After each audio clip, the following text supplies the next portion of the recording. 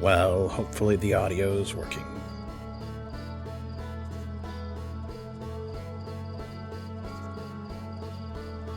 I'm relatively sure that everything has been put back to rights.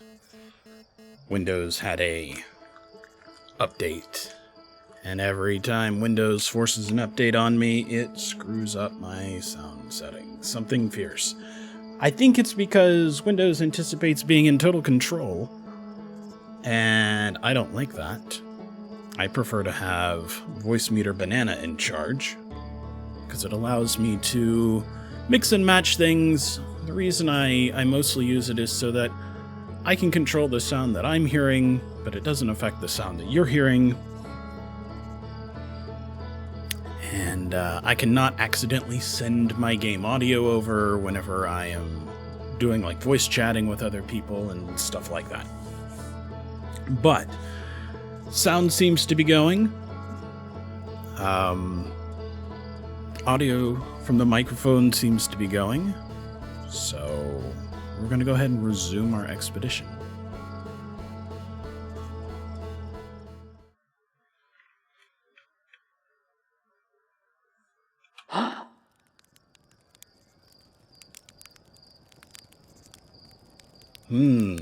The probe is coming this way. Wow. The probe actually, I think, basically impacted our planet. But I think it passes through, but I mean, it was that close. So what did we find out last time? There were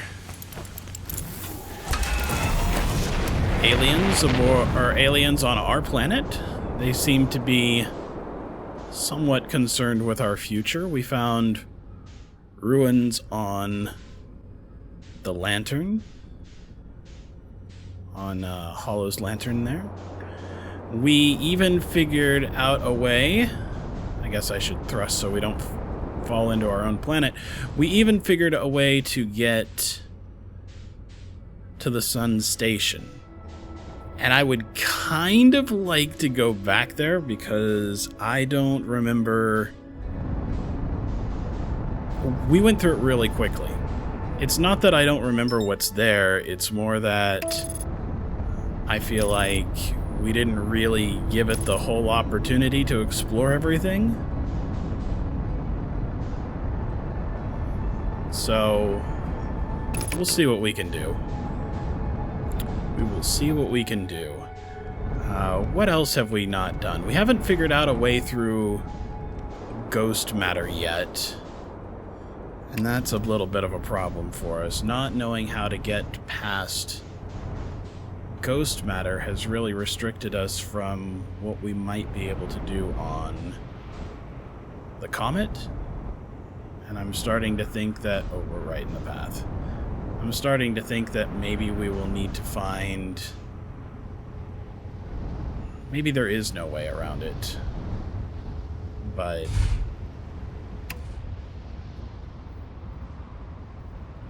we'll need to figure something out. Looks like we are out of the path of that. Unmute here and double check that you guys can hear me.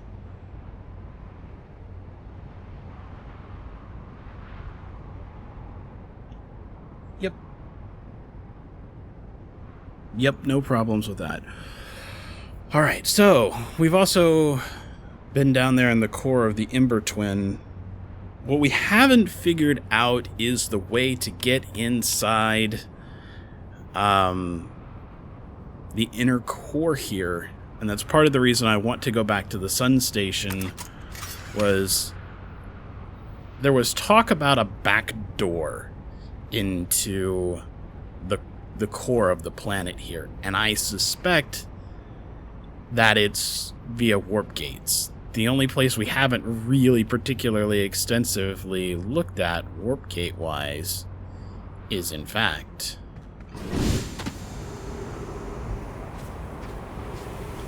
the sun station. I'm kind of thinking that we may have the opportunity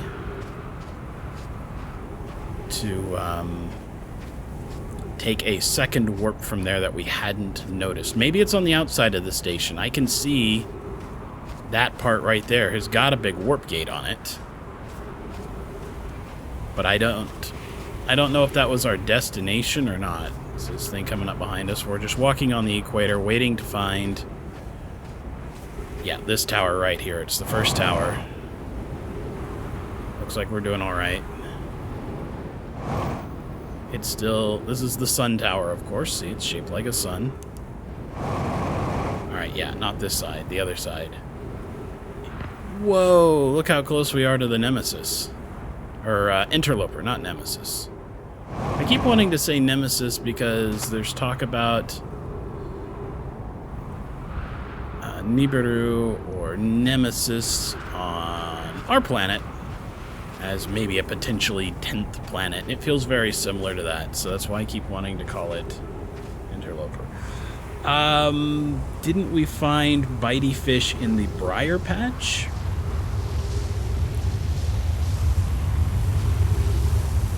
We found bitey fish inside of Dark Bramble, yes. We didn't really do a lot with Dark Bramble, and maybe there's something more to it. All we really found out was the jellyfish stuff, and there is... That's right, that is another thing that we were going to do. Good point. Thanks for reminding me, Boo. We were going to see if we could find the third escape pod, which was only available on Dark Bramble. We hadn't gone there yet, but... Let's go to the sun station since we've already spent a little time doing this. We'll just verify. So good. Alright. Let's go ahead and open the door for our return trip. God, timing is everything in this game. I kind of love that. There's got to be a timeline somewhere. If not, I think it would actually be kind of fun to make it. I've never been one that really wanted to write guides, but it would be kind of cool to be like, alright, between this time and this time you can go to the sun station. Between this time and this time you can make it to the South Pole. Something like that.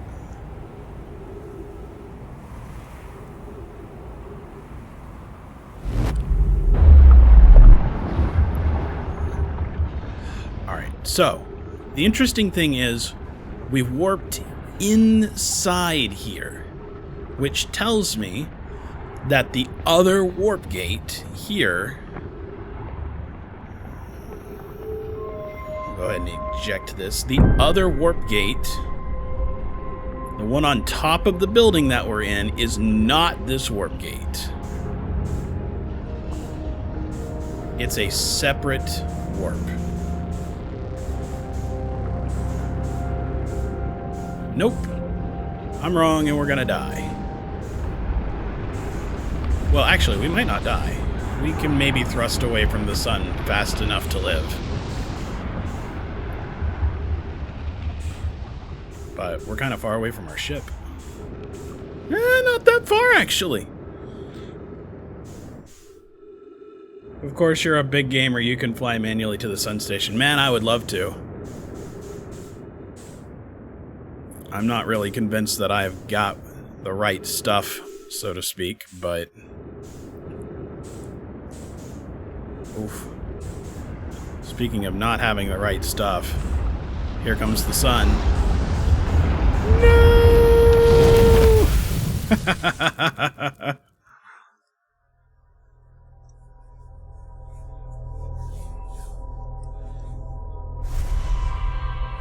Okay, well, that's good.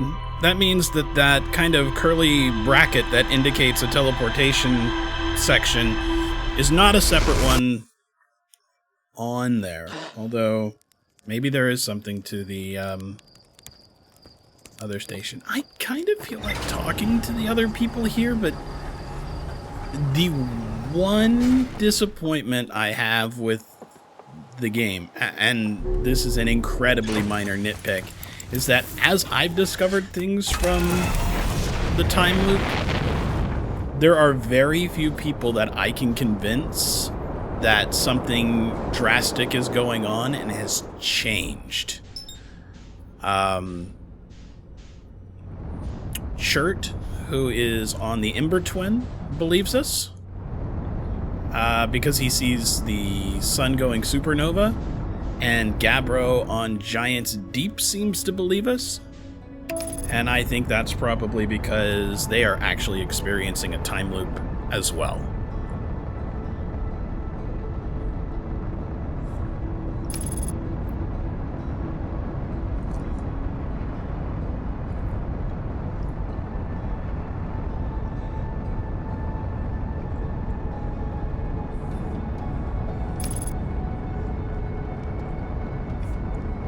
But for instance, I'm a little disappointed that I cannot go into the observatory and be like, hey, guess what? I'm in a time loop and the star is going to explode. They're all like, that's nice, Hatchling. You haven't even been to space yet. This is such an incredibly minor nitpick that I'm like, no, I'm not even holding it against the game. It's more of a thing that I wish were available than something that is actually a problem.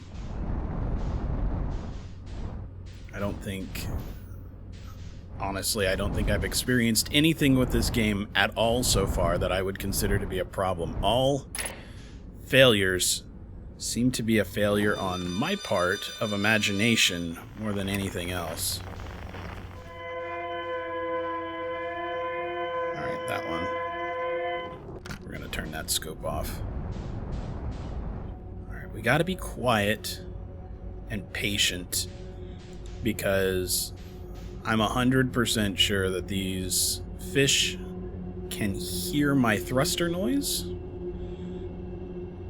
I think I've done the right thing by turning off my light, but remember how they talked about them being blind and about how they had to listen for the little fishes? So we have to be quiet with our thruster noises as well.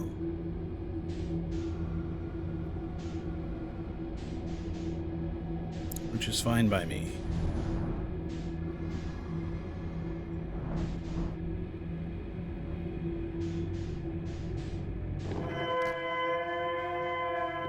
Okay. The orange one it is. Oh, a little collision there. Don't mind that.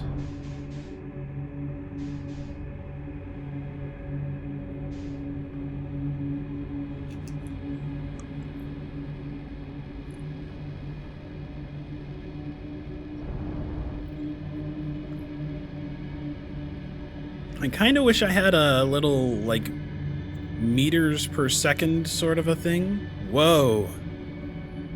What is that? Is that rotating? Is that, like, a piece of the planet? Holy crap. Alright, I don't want to, like, get smashed by it. Fascinating. Okay.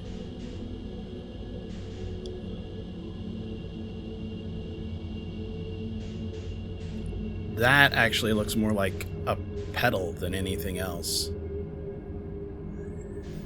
What is going on? I don't remember seeing big floating pieces of the planet in here like this. It must be because we looked at the right section. I think some of these loop over.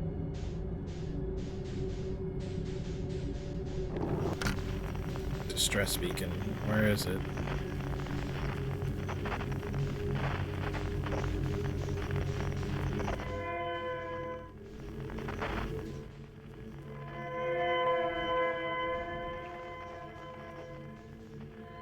I think it was actually on...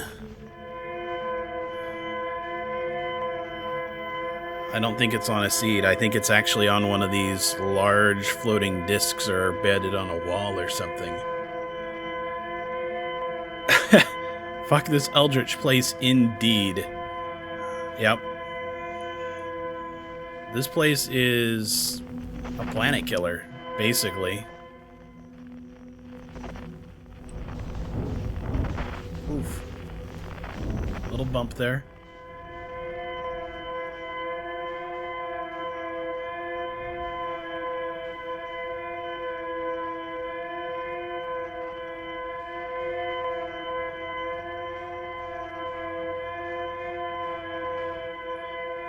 I mean, this thing has infected our planet. Oh, I think we're there because I see little light bricks that we've seen at some of the other Nomai sites. But we've seen a seed on our planet. We saw... what was the other location that had a seed?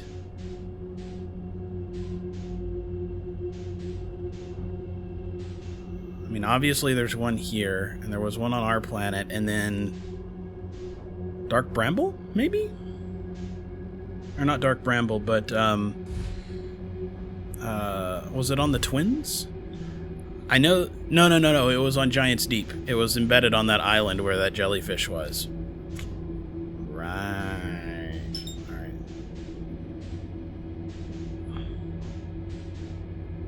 Well, here's hoping for some answers.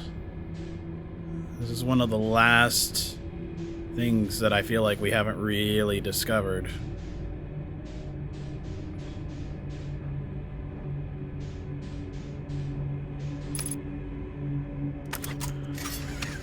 I'm going to go ahead and make sure our light is off.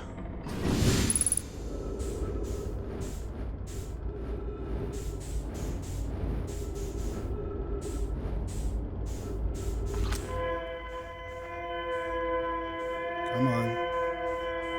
Identify it. There we are. Escape pod 3.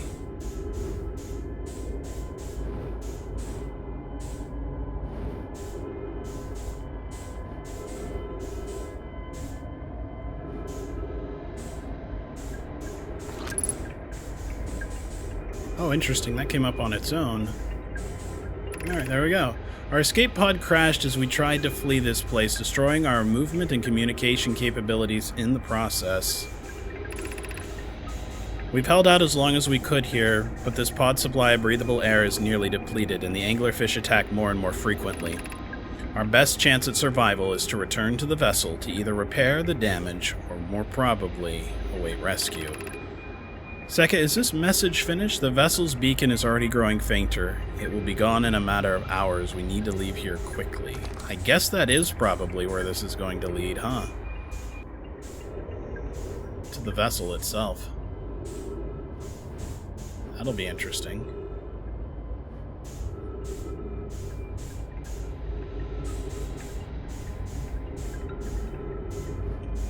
Listen to that, like, creepy...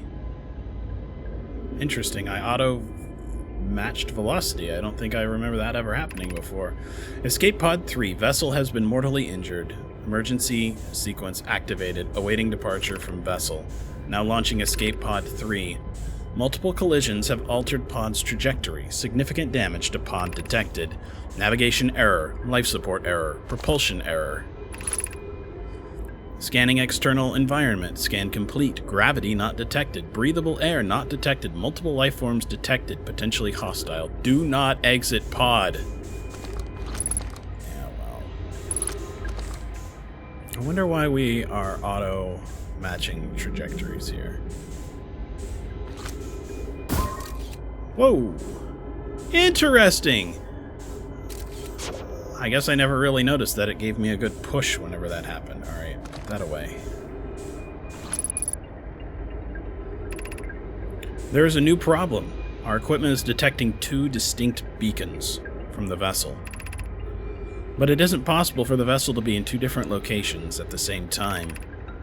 I agree, but perhaps the beacons are exactly identical to each other. Perhaps if I had more time. We're nearly out of time already, Din. The vessel's beacon is quickly fading. Soon it will be gone, and we will be lost. We will follow the beacon whose source is nearest to us. But suppose that beacon is false. We likely don't have enough air to reach the further of the 2 beacons, Din. The decision is made for us. We'll leave a trail of lights as we go. There's still a chance someone could hear our escape pod's distress signal. Okay. Alright. I think we're at least halfway, DTFE.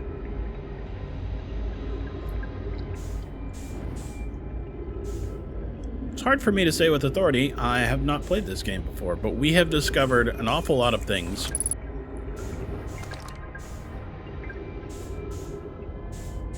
Alright, I do want to go refill our air real quick.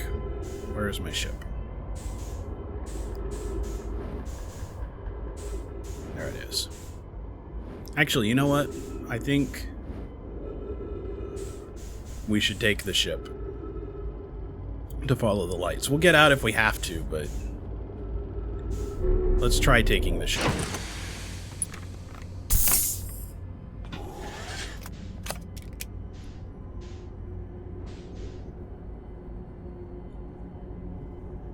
I don't... Alright, I'll show you real quick. I'm very purposely trying not to look at the ship logs. I have not spent very much time at all doing it, so... Been everywhere. We've got some beacons here.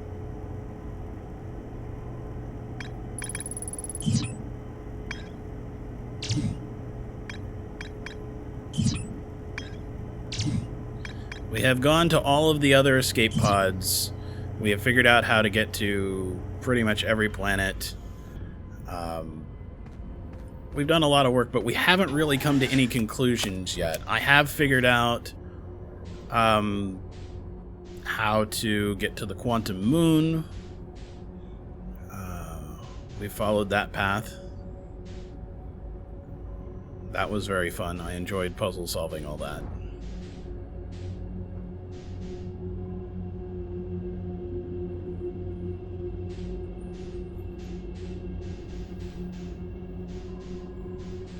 So now we are just kind of just trying to follow lights to see if we could figure out where they have gone. We're hoping to find the vessel.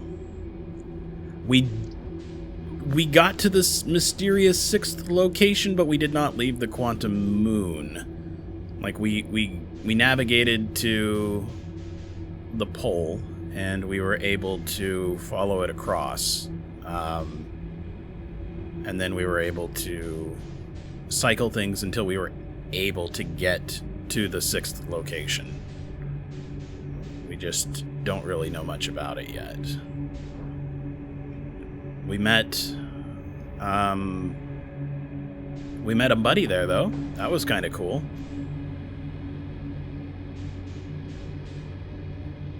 Oh, that's ominous. That's a whole bunch of, yeah, that's a bunch of dead Nomai, unfortunately. Alright, let's go and read this, but we're gonna fire a probe through this thing and see what we can find.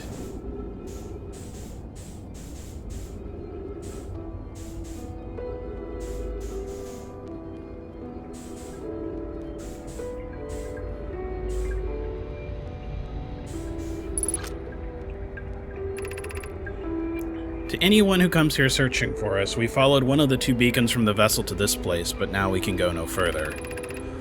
It's almost too faint to hear now, but the vessel's beacon is still faintly emitting from within this thorny seed. Yet the opening is too small for even a single Nomai to fit through it, so our escape pod couldn't have flown through here. I don't understand how this could be possible, but this gruesome place seems to be able to manipulate space itself. Maybe this was our undoing. To be so close to the location of the vessel, and still so far, is difficult. Worse, the vessel's beacon is dying, and soon we will be unable to hear it. There is nothing we can do now but try to find a way inside, or at least attempt to comprehend why this has happened. My dearest hope is that the other escape pods were able to reach relative safety. Well, they were able to reach relative safely. Of course, nobody's particularly survived the project, but you guys don't even know about the project. Alright, so that was just glowing on the suit. Alright. Alright, what we're gonna do is we're gonna pull back arrow a little bit. Fire the beacon through.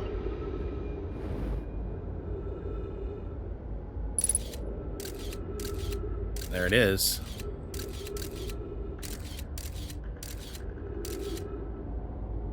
Okay.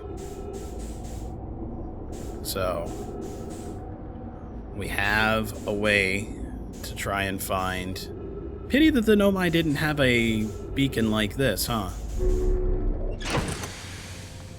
They didn't have the little scout like we do. Alright.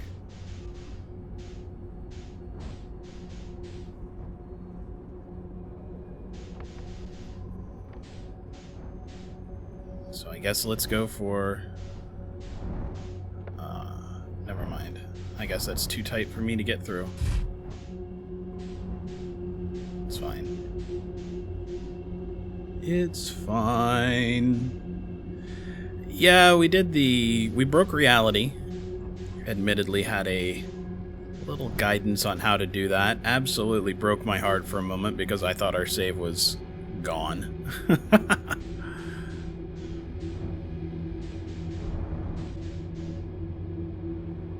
But then we were able to restart a previous save. But I've tried really, really hard not to look at the logs. I disabled the rumor mode. I really just wanted to experience this.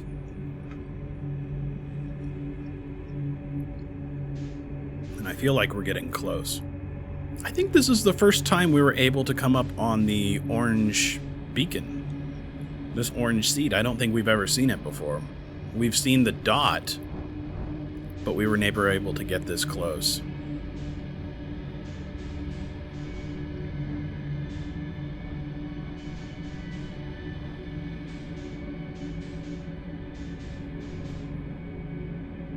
Oh, have fun, lol. Yeah. And this stuff does seem to like to repeat occasionally. Oh, fuck off. Nope. I'm going backwards.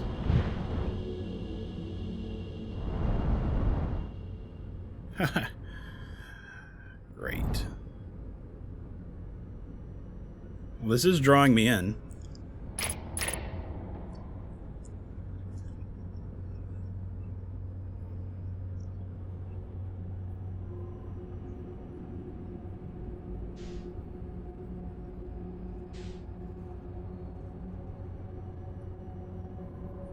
I actually wonder if I'm wrong about the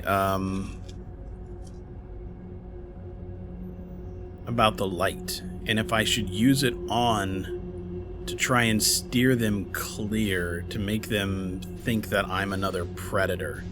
It may be the sound and not the light. Interesting. Yeah, Dark Bramble does have gravity.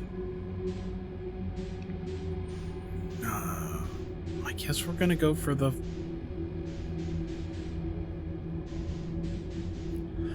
I wish that I could just pull my beacon back, but I don't want to lose it, so we're going to keep going for the further one, for this orange one. It seems to be kind of unique. Little thrust here.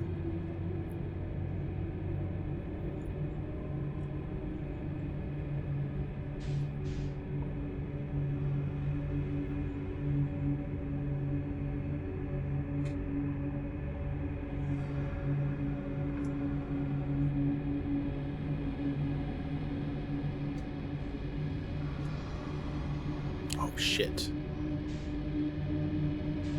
What is that? Is that the back half of a fish? I feel like that's the back half of a fish. Yeah, it's definitely the back half of a fish. And we are not getting too much closer to where I want to go. Fuck. Well, we are moving. Slowly.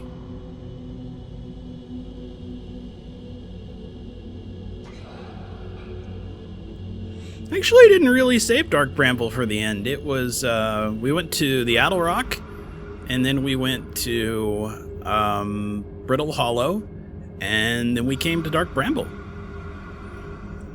I wanted to find Feldspar here pretty quickly, and I figured that something strange was going on if I could hear that harmonica from the planet and from here. Took me a little while to figure out how to get here. Not in terms of the ship, but how to navigate through here. But it was... I felt triumphant when I finally figured it out. I felt real good about that, actually. Listen to how close that thing is. Actually, the last place that we really explored were the Hourglass Twins. We kind of got down on Giant's Deep a little bit. And I think Giant's Deep was really the place where we made the last big, challenging, story-altering kind of a thing like that. Right? Like actually figuring out how to descend to the probe control module. Ugh, it is so close. And we're not really moving.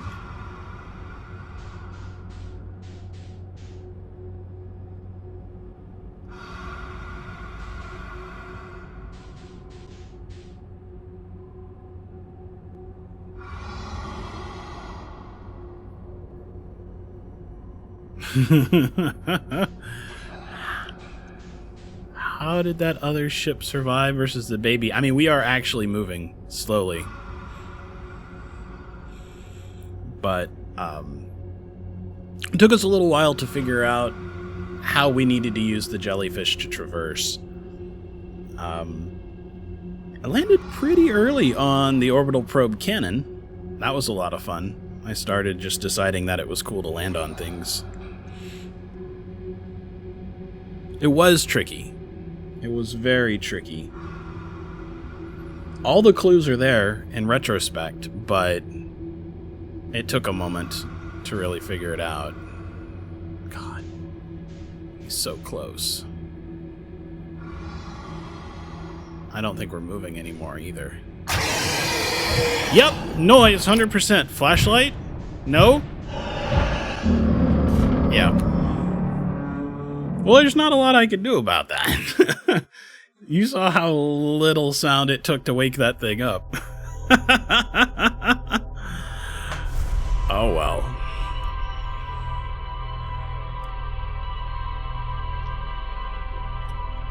I think the trick is, unless you get ambushed by two of them immediately upon entering, like we did the first time that we moved into that section, I think the trick is to enter with some momentum and then ride it out.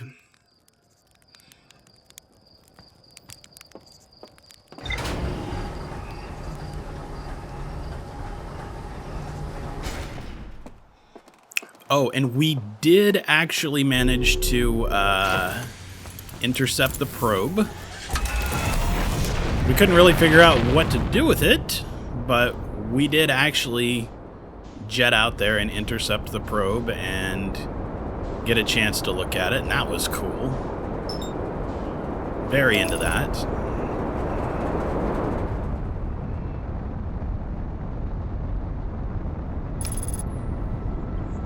Ah, shit. That's gonna make us collide with the sun. Never mind. Stop, autopilot! Well, autopilot fucked us. Yes, turning on the light did give us a better view of our killer. Slate even tells you not to trust the autopilot when the star's between you and the planetary body, so, I don't know. That random direction the probe was firing actually pretty much shot it through the planet a couple of cycles ago. I mean, it looked like it impacted right over that ridge, but it kept going. By the time we got up over the planet, we could see it continuing on past.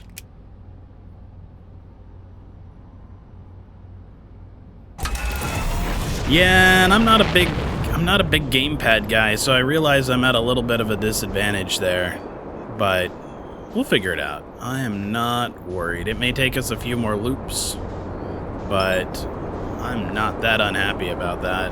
We'll figure it out one way or the other.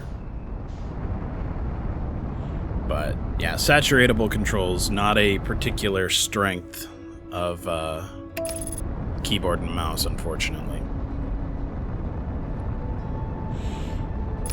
If things get bad, I'll plug it in, but Not a thing I usually do. I got two games that I use a controller for, and they're both driving game. Well, they're the driving section of Friday the 13th, and then that Sonic All-Stars racing game. I am not somebody who's had much in the way of thumb analogs in their life. I also very much want to find that weird little space probe out here that we found, so honestly, that may be an off-camera hunt. But we'll see. Alright, so I have to find the distress beacon, then follow the lights, and launch my thing through that. So let's find the distress beacon. There it is. Oh, let's turn the lights off.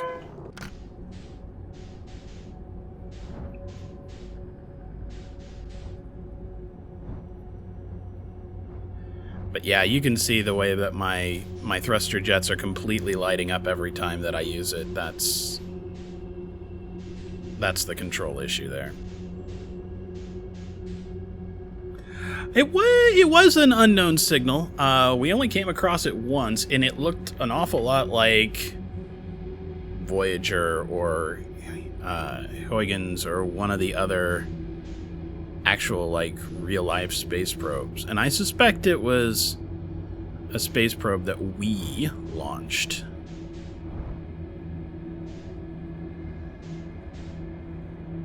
We being Hearthians. It does not appear to be Nomai tech. So that was kind of cool. But we encountered it right at the end of a cycle. Like, it was just like, well, what are we going to do with the rest of our fuel?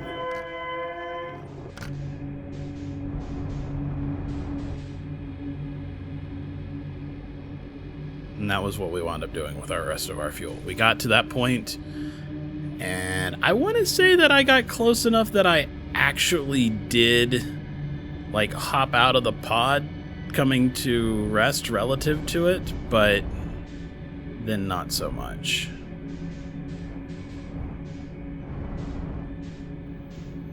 Let's hope there's not much in the way of fish here, considering that this so obviously demands navigation. Now we have to be careful because we know that the distress beacon's not actually through a teleport. We just have to get there.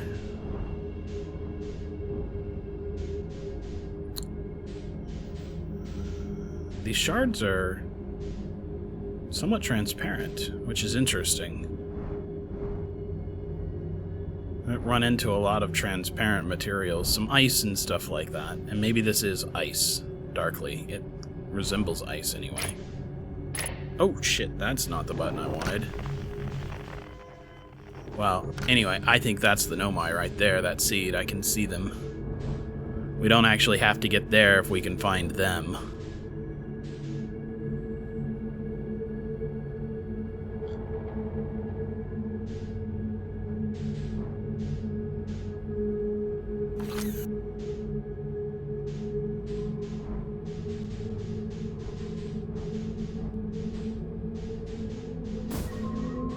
Nope.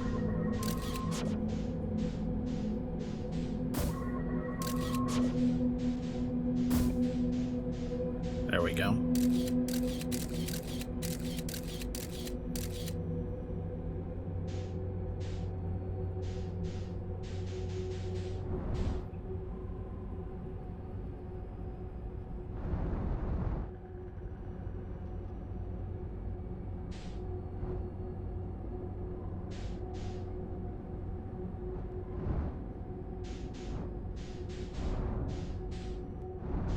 Let's try not to crash into this thing.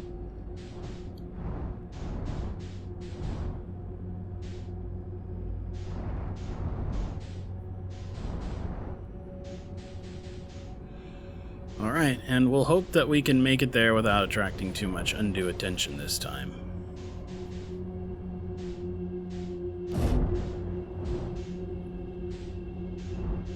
Probably help if I don't crash into everything, huh?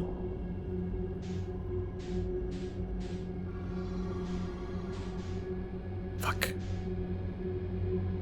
Fuck off. Nope, nope, nope, nope, nope, nope, nope, nope. Backward, backward, backward, backward, backward, backward. Yep.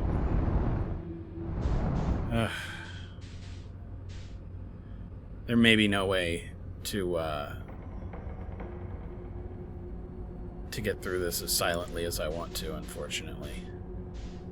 Which is a bummer. Alright, there we go. Got some velocity, some momentum.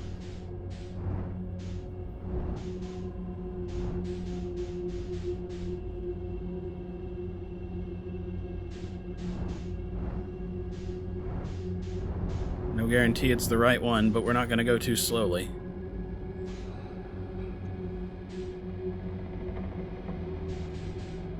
Oh, listen to that creaking.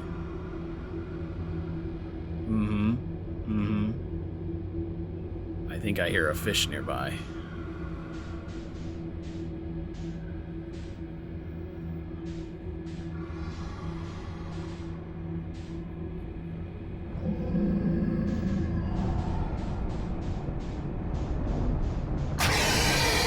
Woo!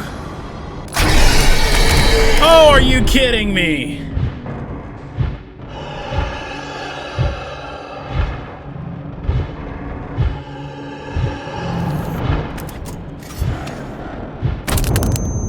Yeah.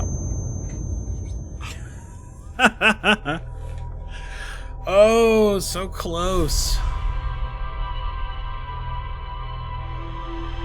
Well, the thing is, if I do plug in the controller, I'm going to have no idea how to pilot the ship, so you'll get to watch me fly the ship like an idiot because I don't know what's happening.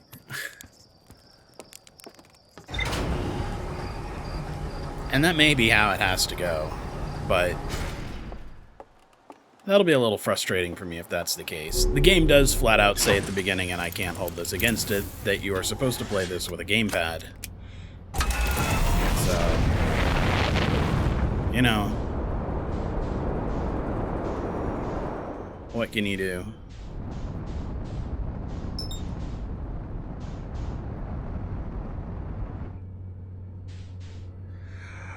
I wanted to fly into the Red Sea, but the big problem with that was I wasn't lined up with the holes.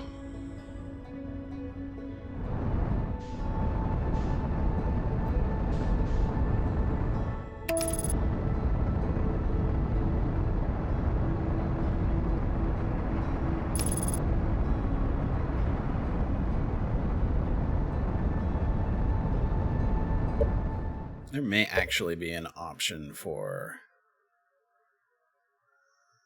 input. Flight look, inner, outer. There's the move axes, the interact, signal scope, tool axes. Up thrust, down thrust, roll mode, jetpack boost, match velocity, landing camera, autopilot, cockpit free look. Yeah. Alright, well. We just gotta do our best.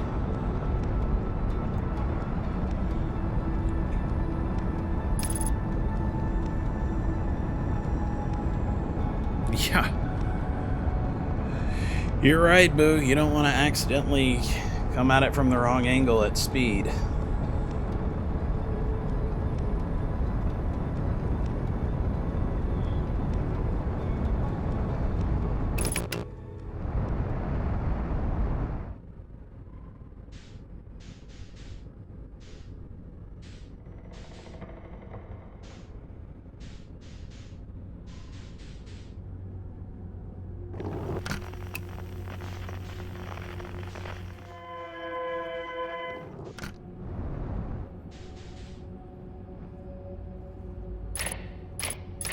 Yeah, flashlight off.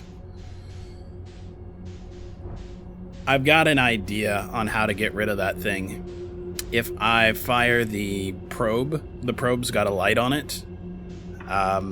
Since we know where we're supposed to go, I mean, theoretically, we're close to that seat anyway. I'm willing to recall my probe and fire it and see if I can get the thing to run away.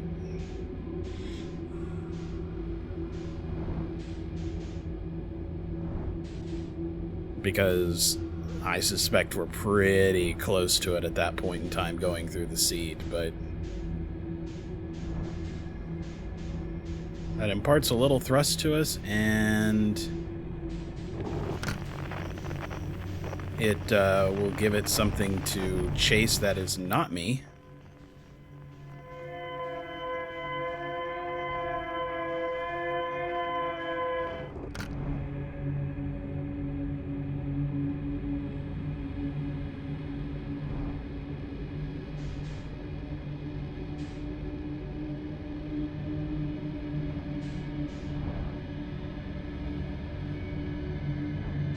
Remember, more than actually finding the distressed beacon, we just want to find the seed that the lights lead to. So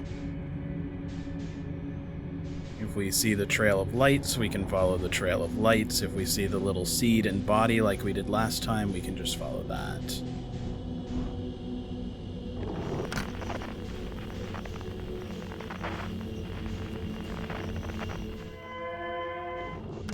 Alright, I see the lights.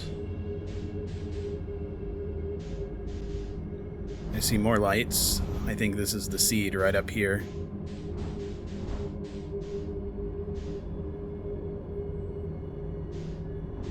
Hey, Sam Fisher. This is, in fact, already one of my favorite games of all times. And it is the most Kerbal game I've ever played that's not Kerbal Space Program.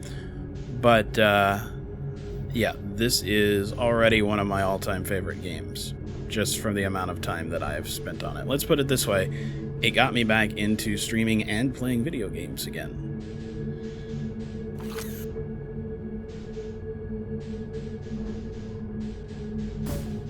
Nope, come back here. Nope, hazard, interesting. I don't think I've ever seen it give me a hazard warning like that before, but I've never really tried to figure out ghost matter with it or anything else. Alright, we'll navigate red beacons, and when I think a fish is close to us on the other one, we will recall our beacon and rotate and send it off in some other direction to try and get it to follow that and leave us alone.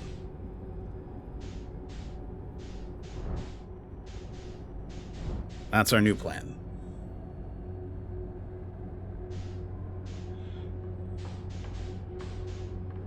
Wasn't this one double crowdfunded? I looked and I did not see myself in the backers, and I very distinctly remember backing this. And I think it was on something before it was on Fig, but I mean, I could be wrong. My memory is very potentially faulty, so. Alright.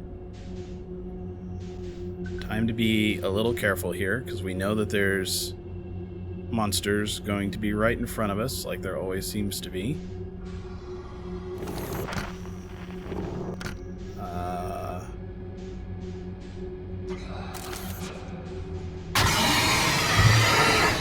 Oh, you fuckers, you don't like it!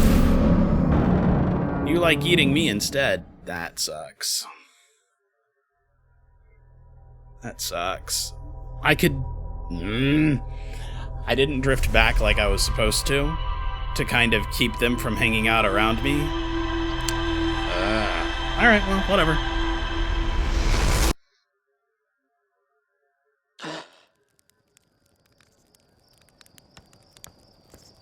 I actually kind of even like this part of it, too, where you start over again and you rush to the end, trying to figure out where you're supposed to go. That one time I forgot to wear a spacesuit.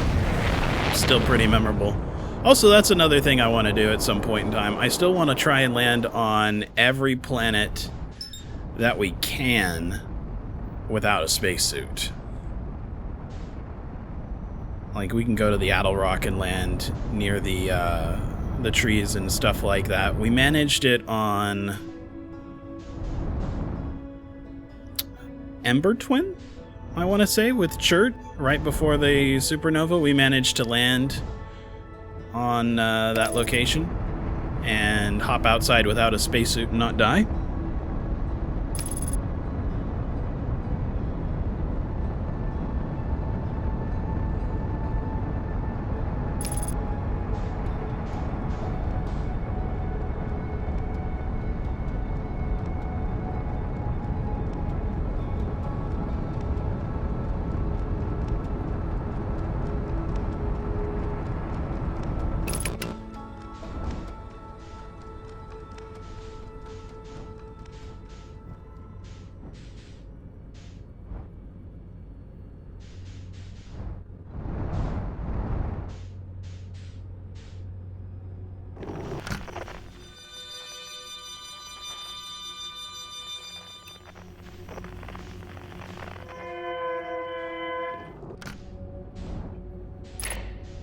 Let's turn those headlights off.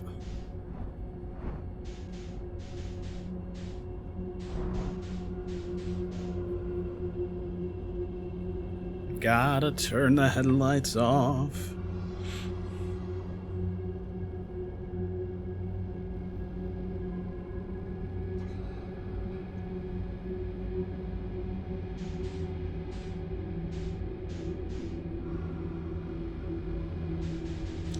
Thought about ejecting. I did think about that, Boo. That would be interesting. It does certainly propel us out quickly without firing the engines, but I have to imagine it makes noise.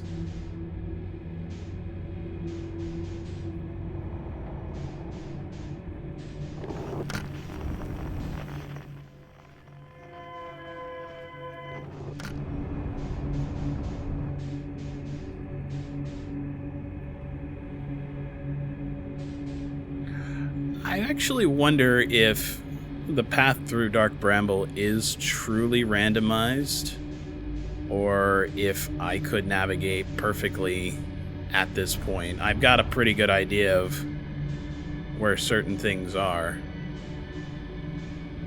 Like, I'm trying to head directly to the seed this time instead of heading to the ship. Because I know about where it's at, right here.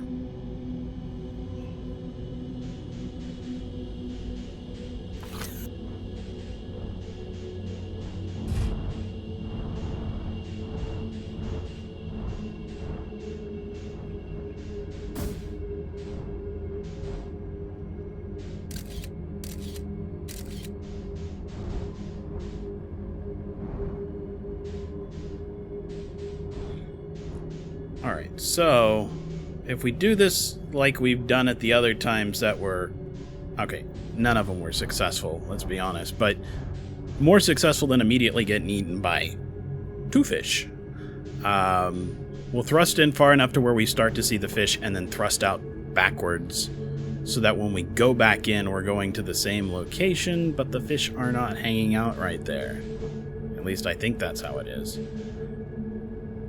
The only other option would be, I guess, to be so patient that we let gravity pull us towards the entrance, but I'm not sure how I feel about that. Hey, Wolverine.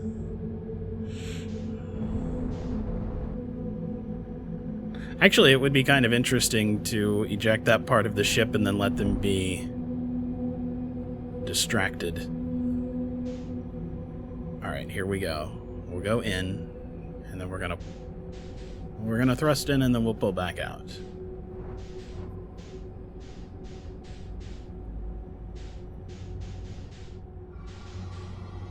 So there's Mr. Fish 1. Going backwards. Yep, there's Fish 2.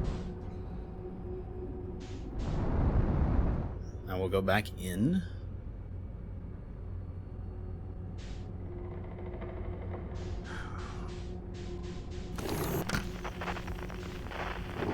So it's either that location or that location. Now we've kept trying to go here because it's the red spot of doom. We could, in fact, try not to go to the red spot of doom. We could hug the wall and come at this from an entirely different angle, for instance. That might be a good idea. I mean, mean, there's definitely other fish in here, but...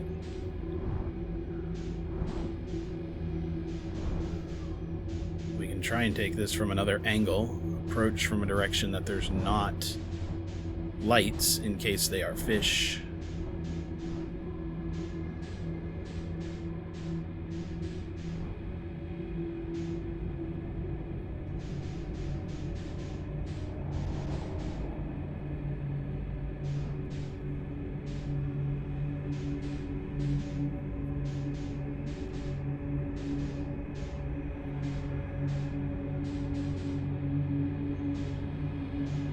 Actually, we don't want the one that says duplicate signal, do we? Oh, never mind, it does still say duplicate signal. I was going to say it would be nice to have one that's not a duplicate signal, but of course it's going to say duplicate signal for either one. Alright, let's go this way. There seems to be less light over here.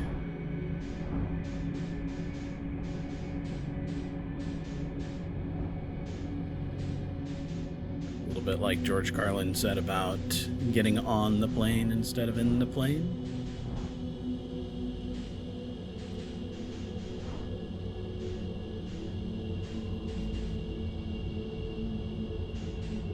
Just be careful we don't see any fish or lights. Look at these terrible brambly thorns.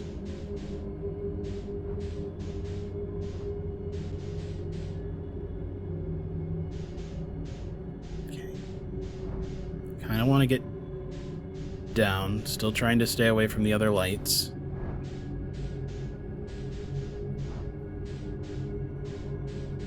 Alright, there we go. That's the seed. That's the fish right there. That's got to be the fish. Because it's too close for comfort.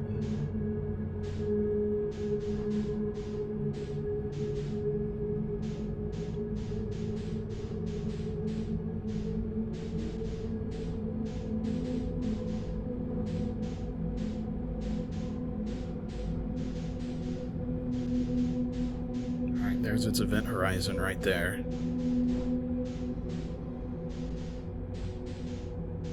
Please don't be full of double fish.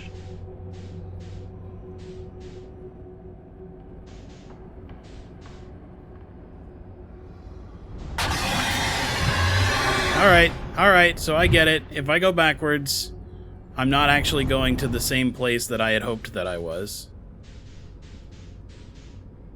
We're actually going back like 2 levels instead of 1.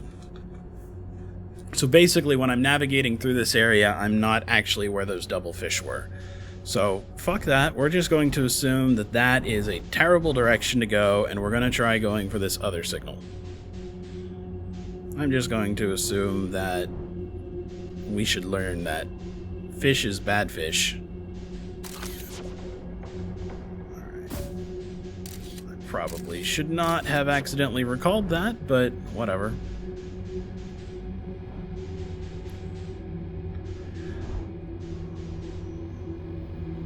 I've done it now.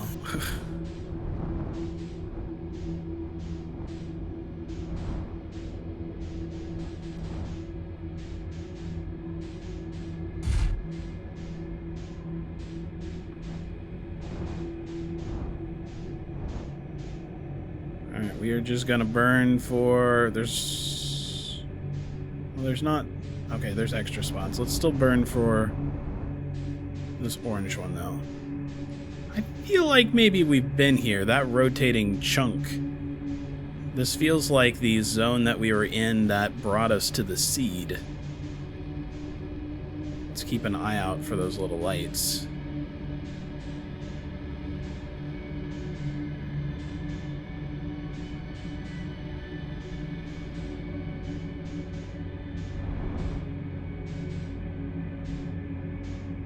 Because I think we actually moved back to that location where the escape pod was.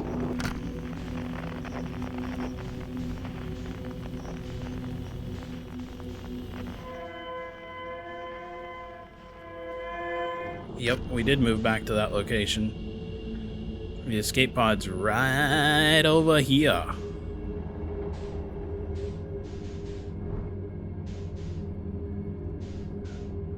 Actually, interestingly enough...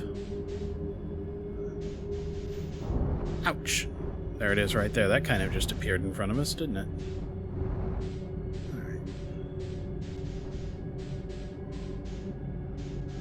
Alright. You know, as I think about it, there was one other thing that I wanted to do here that we didn't do. It's not something we need to do strictly, but there was definitely one thing that we haven't read yet.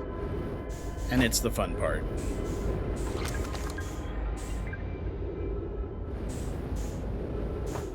So we've read all of these. But who doesn't like using the emergency escape hatch? Thump!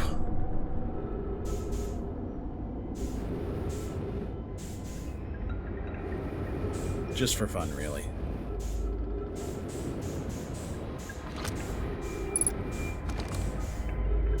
It's interesting that when I'm in zero gravity, if I come across something to read, that it will automatically stabilize me.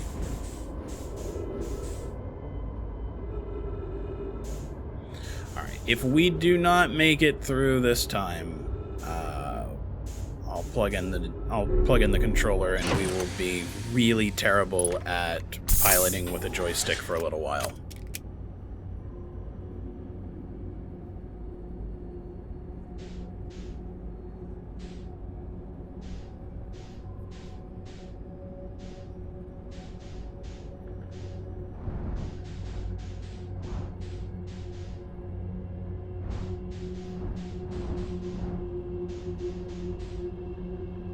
Oh, I'm sure it's easier, but I don't like using a controller, and I've played 30 hours of this game flying around without one, so it's not a skill I've acquired yet. So I'm going to try and do something potentially very challenging with no practice or experience in it. So we will probably hilariously make a mess out of it too. So close.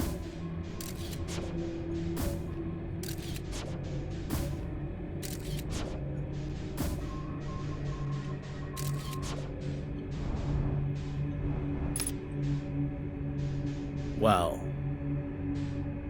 get out of the way.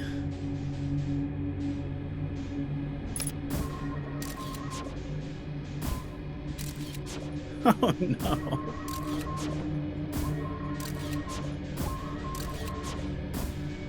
There we go.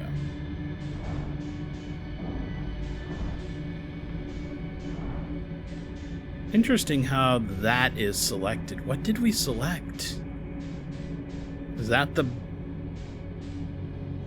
Oh, that's the, Yeah, I know what that is now. Alright, so... That's where that one goes through. Alright.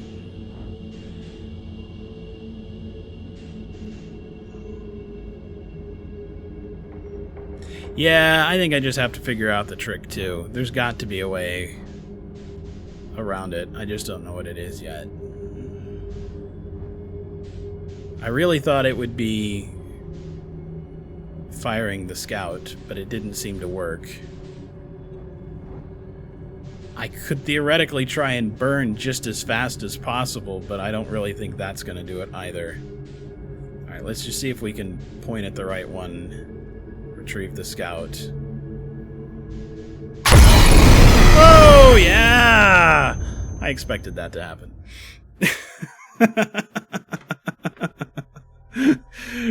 Because we knew it was kind of stuck in that tunnel. Whee! Alright, let me get my controller.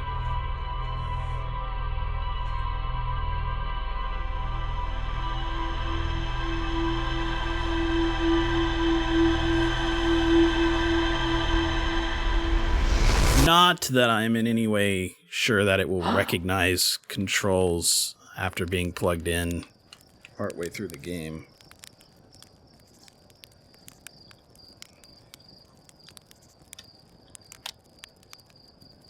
In fact, I don't even hear the Windows sound, and it's not even... Oh, there we go. Trying to see if I can get it to light.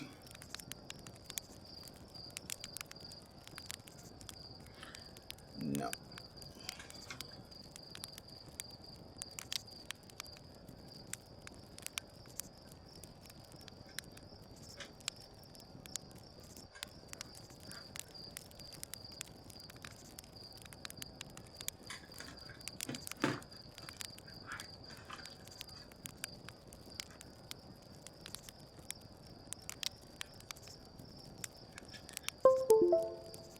There we go.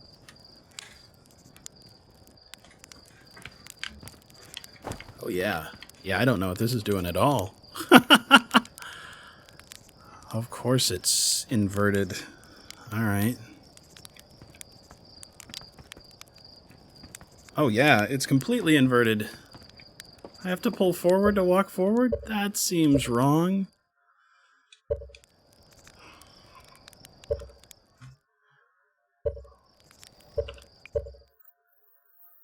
Alright. Input. Why is invert player look normal? And then it's not doing anything. That may be entirely because I have to restart the game. Alright, yeah, let me do that real quick. I hate the idea of it, but...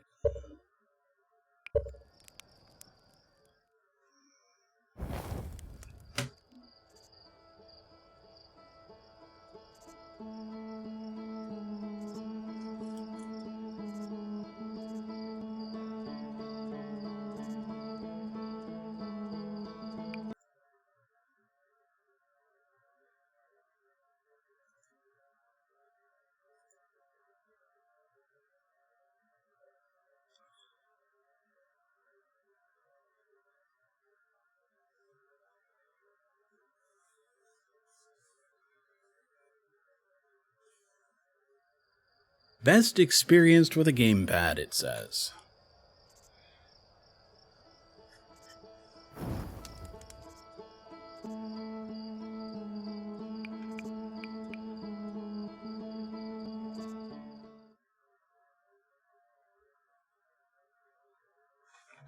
X? Yeah, look how close this one's coming.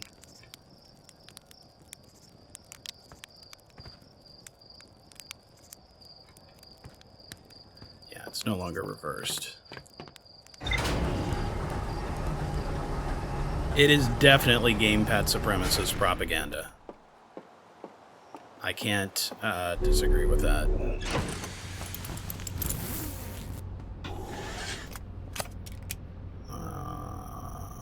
Hold right trigger to lift off. But yeah, see, here's where I can thrust just a little bit, so...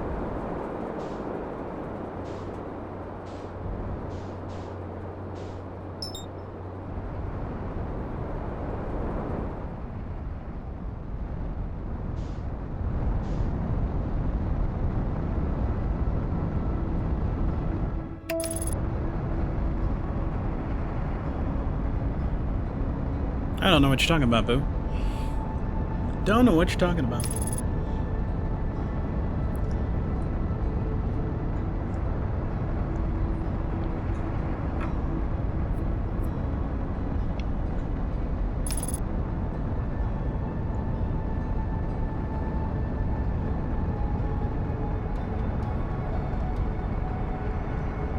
I kind of wish I knew which button did the flashlight, but I can still use my keyboard. So, lights off. Autopilot aborted.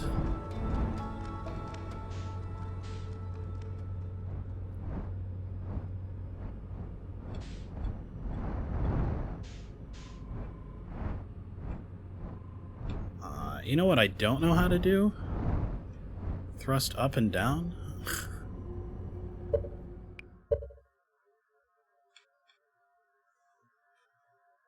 Oh, bumpers. Alright.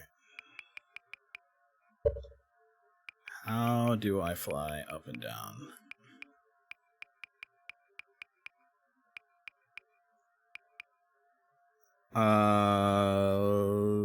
Right trigger, left trigger? Roll with bumper. Okay. I thought... Okay, yeah, I get it. Alright.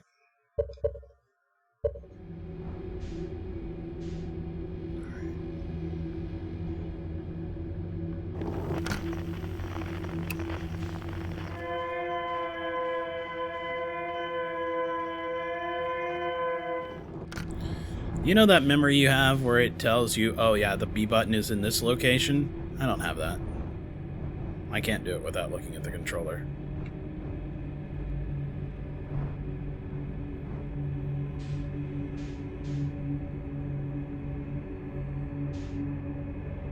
It's like, this button's X. Fuck me, man. I don't know which direction X is. I did play a game where I had tried to use the controller for quick time events. It was the Fallen Order game, actually. And the cool thing that it did was it put it in the right location on the screen. So, like, if X is your left button, it actually put it on the left.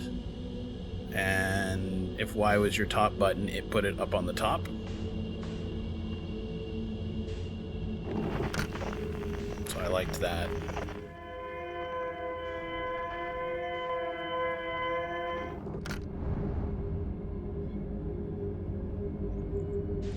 Oof. Yeah, see how we can see through? We could see through that? That's interesting. I don't know if that's on purpose. Alright. I actually know that I can probably just fly through that orange one, and then the next orange one, like we went through the right one. But I'm trying to do this right, so... Let's find the lights. There they are. I'm trying to build up a little bit of experience using the gamepad here before we go do something tricksy with it. Filthy hobbitses.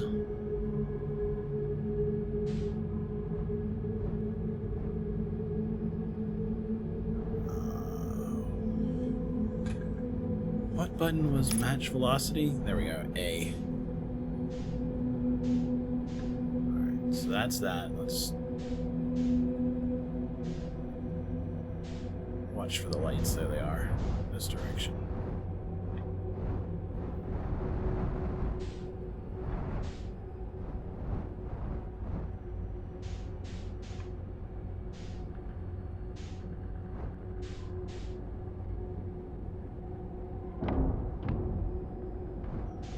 I mean, I'll buy it on Epic.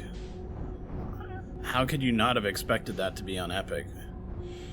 But sad all the same. It'll eventually come to Steam, though. All the other Epic stuff is, so that they can sell it to you twice.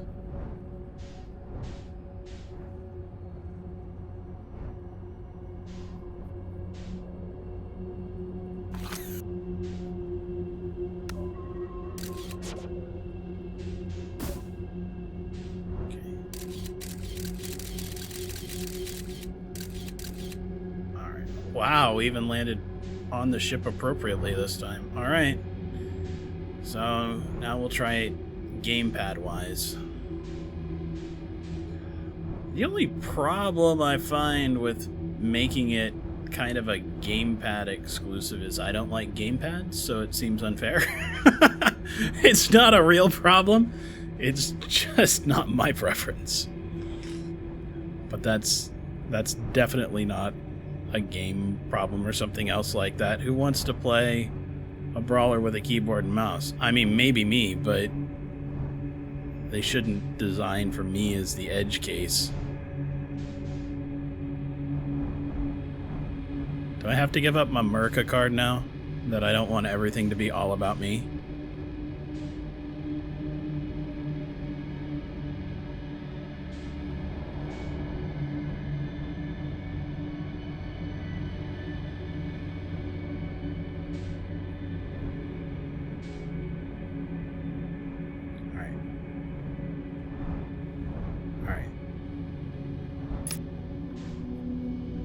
Real slow here. In we go. Just the tiniest little thrusts. Little Bob Ross thrusts. Happy little chest.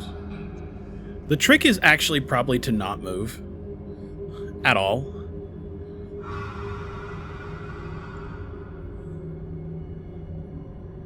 Because we're pointed basically right at that red one, and we float right through it.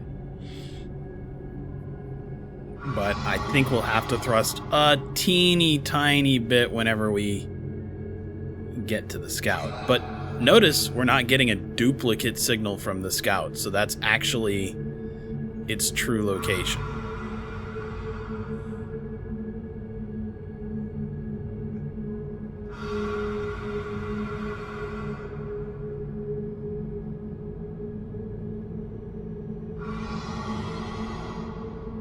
Thrust forward very slowly.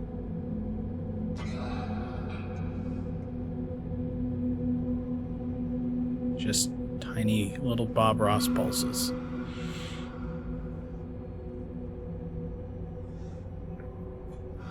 Oh, that looks good. Whatever that is, that looks like warped up, fucked up space-time in the worst possible way, doesn't it? It's anglerfish eggs, isn't it?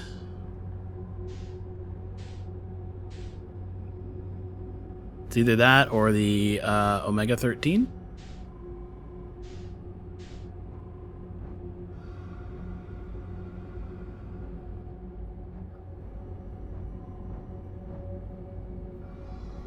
More anglerfish over there. That's terrible. Whatever that is, that's terrible.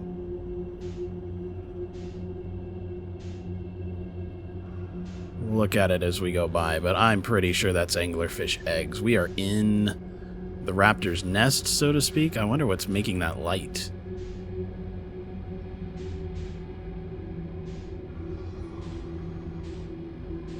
Of course it's leading through another seed. Yep, happy little burst of speed.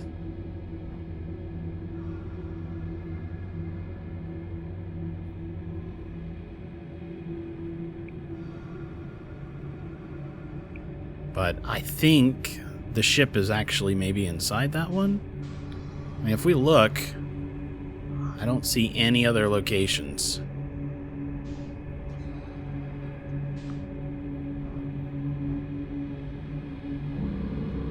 Oh shit.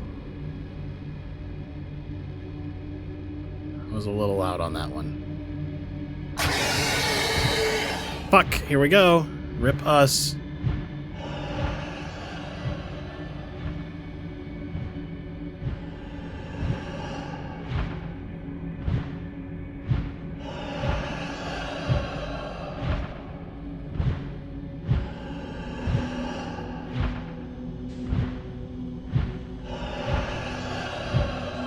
Where is it? Oh! Oh, yeah! Oh, lucky frabjous day, that one.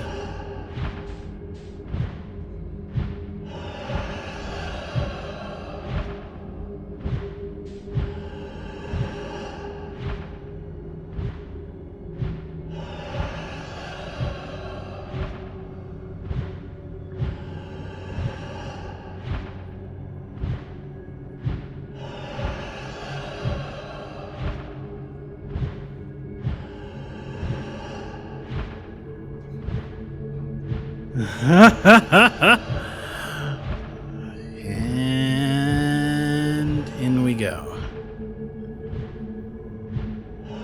That was kind of amazing that it got stuck.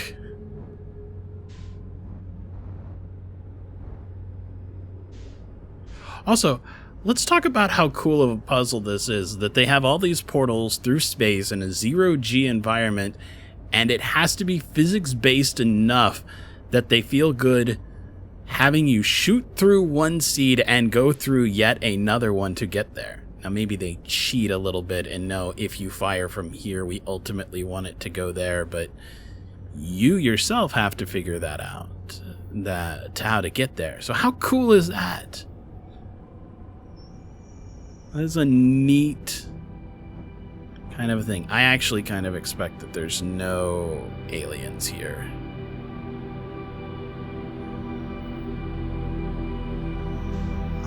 And I hope that's true, because I am not going to try and land with the controller.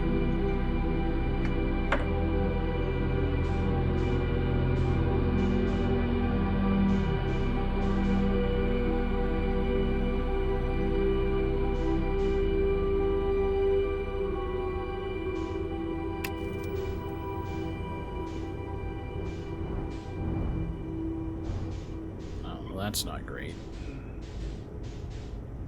But not terrible.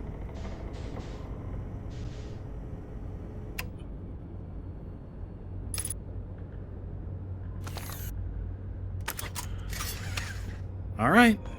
Here we go.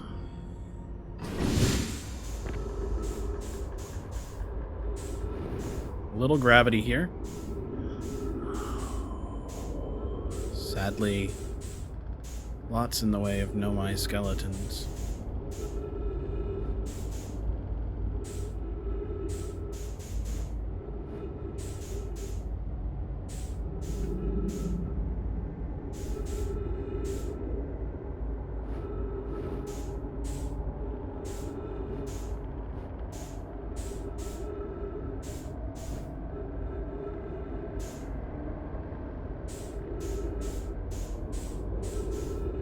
Looks like the seed grew into it. So, pet theory here, a lot of their problems came from the fact that their black hole core has done something terrible in this area. I don't know if the seed grew out of it or just engulfed it, incorporated it, or something like that, but I strongly suspect that they somehow made their situation worse. I also think that some sort of stable time loop means that they are ultimately responsible for the signal that has brought them here. But we'll find out someday. Very curly sort of ship design, don't they?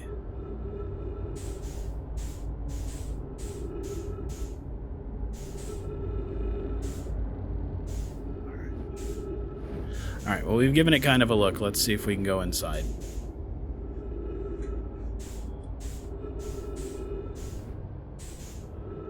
Yes, I can recall that.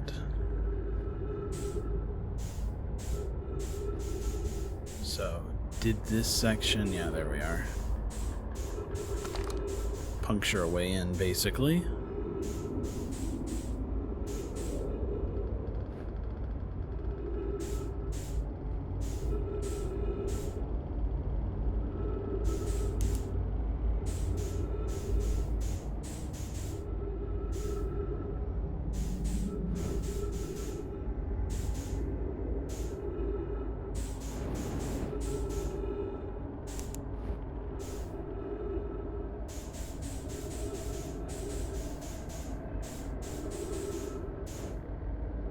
Kind of feels like a cockpit or an engine room or something. I want to say core. Why did you pull this piece out?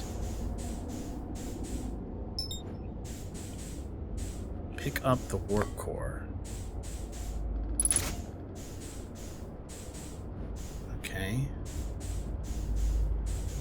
We're gonna have to use it for something else. I think we may have to take it with us and see if we can move like one of these balls into it, but I guess we can try turning this on and see what it does.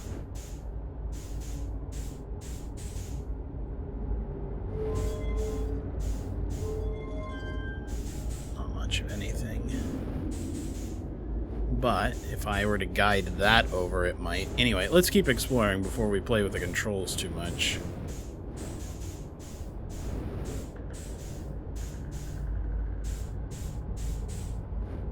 Oh.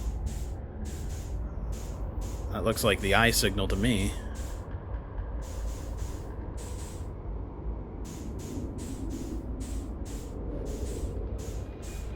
Alright, tell me all about you. What are you? Read. I'm recording now. I have never encountered anything like this. The signal the vessel is receiving appears to be older than the universe itself. This is our first contact with anything of this nature. Everyone prepare to warp immediately. Eskel, wait, I need more time to send an outgoing message. Shouldn't we tell another clan where we're going? We can send the message upon our arrival. This extraordinary signal appeared suddenly and may disappear just as quickly. And we can't lose a discovery this incredible. Focus on preparing for the warp instead. Remember, when we sent something through the black hole-white hole combination, stuff was arriving before it was sent, so it would be possible for them to discover something before it happened. Causality is a little broken here. I understand. Anona, the vessel is ready to is the vessel ready to warp to the signal's approximate coordinates? Anona is the one that invented warp core tech, by the way. The warp core is powered, but this will be a significant jump. Afterwards, we'll need time to recharge the core. That shouldn't create a problem, provided we arrive at or near the signal source. Everyone, we're ready to warp. Well, I feel like you weren't as ready as you had hoped, actually. But it's cool that this is like some science room, some communications hub, where they discovered it. I feel like we're starting to unravel a few of these mysteries. Not that we learned anything there, but the fact that it was new. Like we've discovered something important. Alright, let's move this here and see what it does. Whoa, slow down. That looks like a puzzle, doesn't it? What is going on there?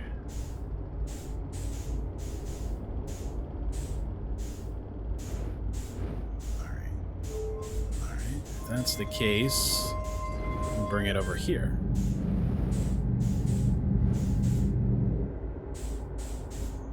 Interesting.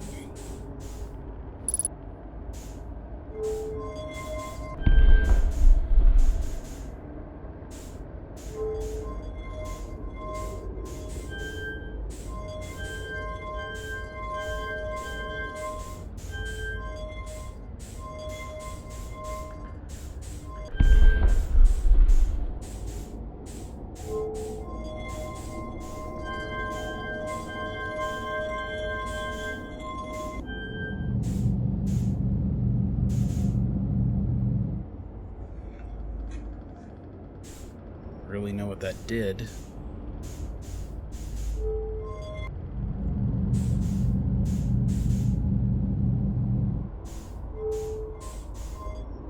I feel like we definitely have not solved this. So let's keep looking around.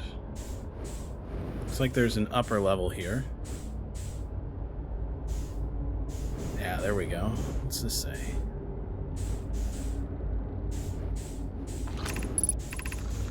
To any Nomai clans whose vessel can hear this message.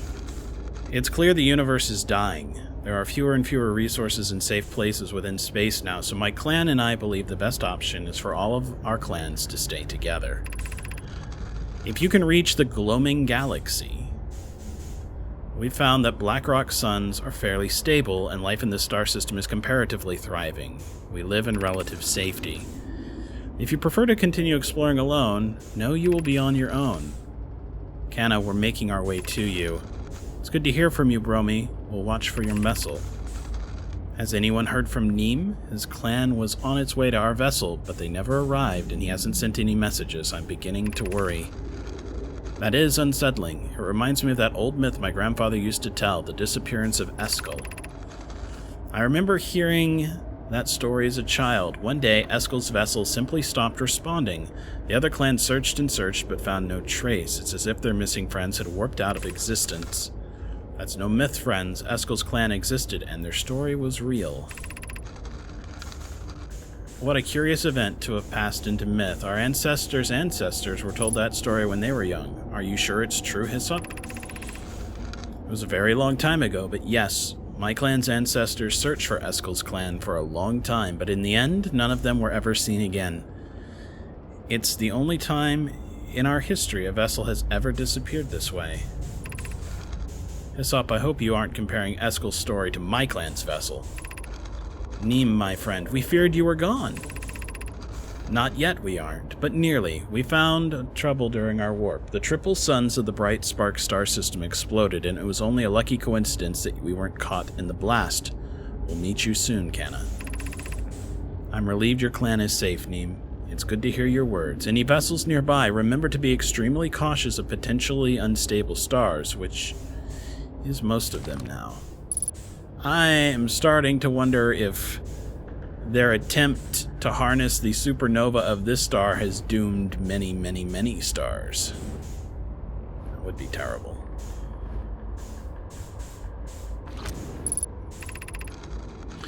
This is Eskel's vessel. Something went badly wrong during our warp, and our vessel is mortally wounded. We need help as quickly as possible. So this is that vessel. What in the hell? You think that's like a messages that were missed? I don't think so. They must have had a problem and then another problem. Our vessel appears to have fused with the local environment somehow. There are vines now that are part of the vessel. It's been torn apart from inside itself. We are abandoning our vessel. Any Nomai clans or spaceflight capable species capable of receiving this message, I implore you, we need your help. Is this broken? Can anyone hear me? Our vessel is dying and we need immediate assistance. Alright, let's see what we can find. We've got about 1 minute and 30 seconds.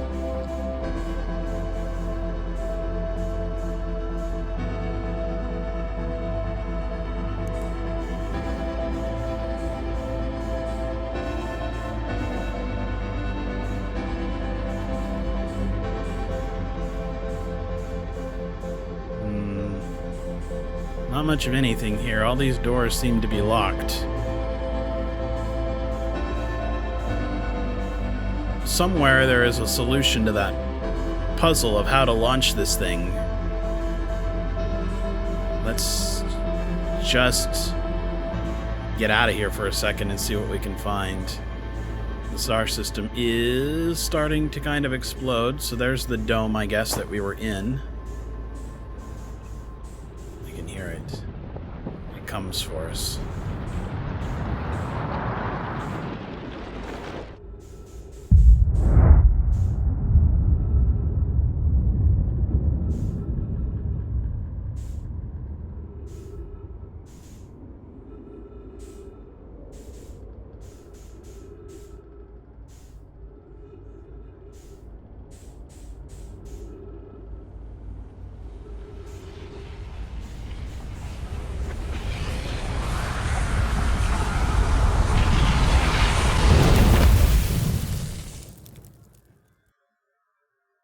Okay. Yeah. So we found our way there. We found the last escape pod. We found our way to the vessel. And the vessel is in a bad way. I'm very curious about what to do with this warp core. It seems like quite the puzzle. Also, holy shit, those Leviathan fish are terrifying. Alright. Now, off it goes. There's our pilot, ready to get this beauty off the ground. Man, you're lucky I'm in a time loop, because otherwise I'd be super dead. You're lucky I don't have you grounded for medical reasons, because I have no idea what you're talking about. You never believe me. Yep. I agree. It was totally broken. There was nothing inside of it. I would not be surprised if I had to get it and take it to, like, the high-energy lab back on the Twins.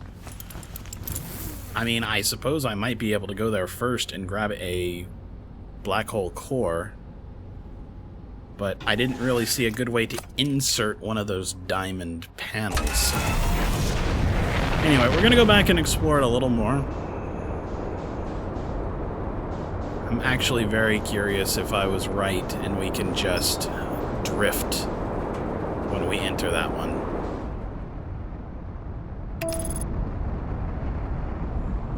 I do have the destination coordinates. I don't remember them, but we found them.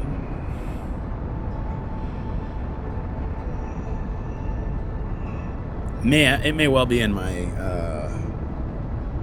ship computer, that being one location that I don't really want to go. But we did find destination coordinates on the probe control. So that's a possibility. We may have to get a black hole or a white hole or something like that from the high energy lab. And then we may have to use it to fix the ship, and then we may have to use the ship to warp to the eye. Although I feel a little bit bad about leaving that other Nomai behind if that's the case. Alright, show me the distress beacon. That one.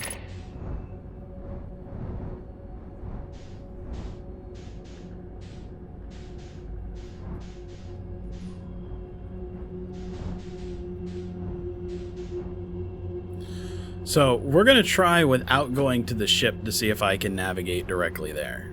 I think it's this one, and then orange and orange. So that's our goal. And we'll see if that works.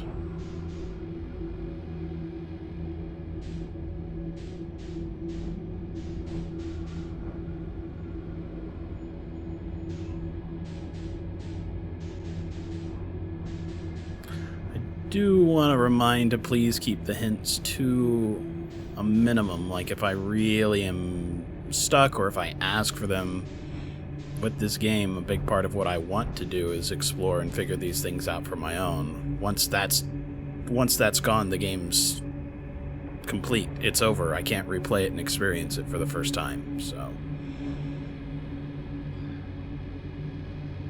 do try and hold on to those as much as you can. I do realize that for people who've already played the game that they want to help, and I appreciate the urge, but do let me experience it as well.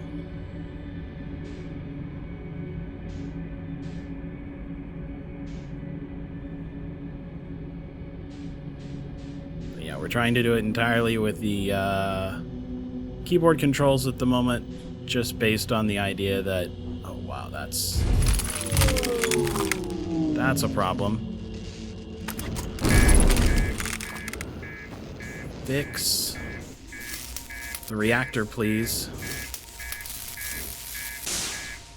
Okay.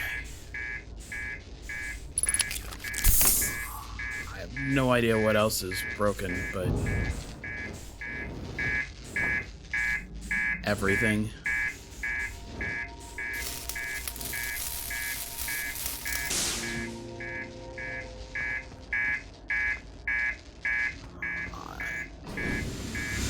Would like to point out that I think we're turbo fucked, and that like we're gonna be out of gas or something.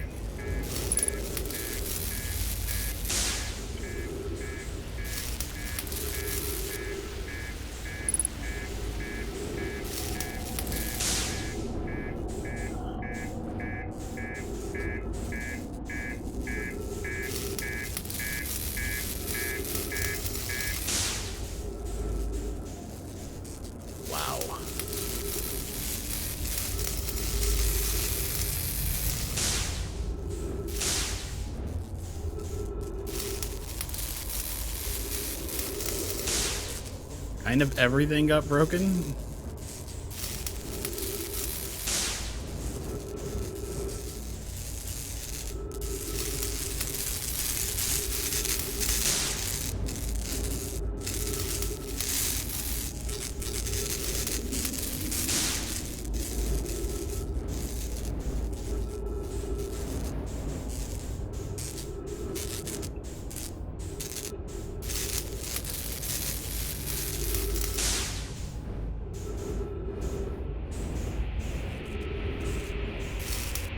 Oxygen tank. Oh no. Feel like maybe I should have repaired that sooner.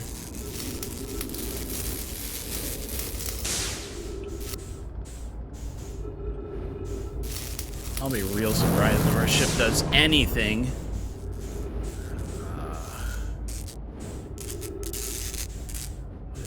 That's the autopilot. That's the last thing I'm repairing. We're gonna get inside of this thing and try and get out of here. Okay. Wow. Allow me to just say wow.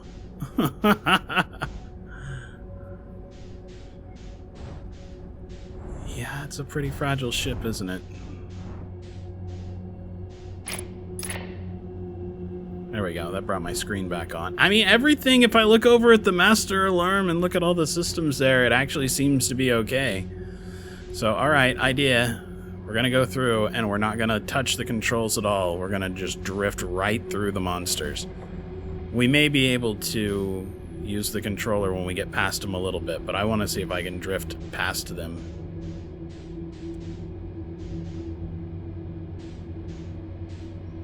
I would love a neuralizer for this. I mean, even though I wouldn't really put Danganronpa in the same vein, same kind of idea. Alright, let's rotate at least.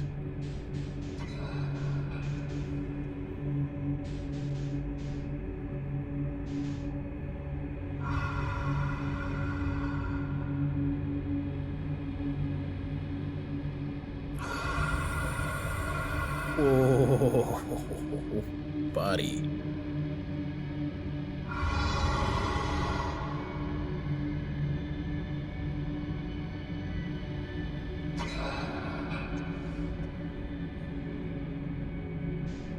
At least I can rotate with gravity controls without actually maneuvering my thrusters. Yep, there we go. Just right past them. And another one down there. But it seems to be the thing. Just don't move. Did you guys ever play Earthbound on the Super Nintendo? There's a point where you are trying to sneak into Master Barf's cave. And you have to go behind a waterfall. And they say, what's the password? And the password is 5 minutes of silence. You just have to sit there, put down the control, and not touch it for 5 minutes. And then they're like, okay, you can come in. And then you proceed on to the map.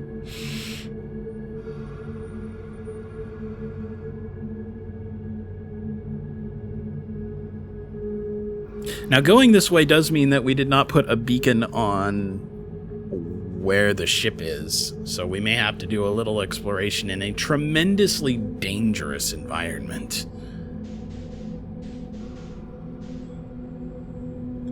It is kind of time to go make a sandwich. Earthbound was interesting because the game had your father call you. Your absentee father, by the way, who just sends you allowance and never, ever, ever, ever shows up on screen. But he'll call you every hour and a half, 2 hours of real time, and he's like, don't you think you should go outside and play? You should save your game. So, yep, kind of time to go make a sandwich. There's even a point where, whoa, I feel vibrations through the controller. There's even an actual point where you just sit and have coffee. And it actually gives you a summary of the entire game to that point. It's just a little break. What is going on here? I mean, I know these are the eggs. But where is that light coming from?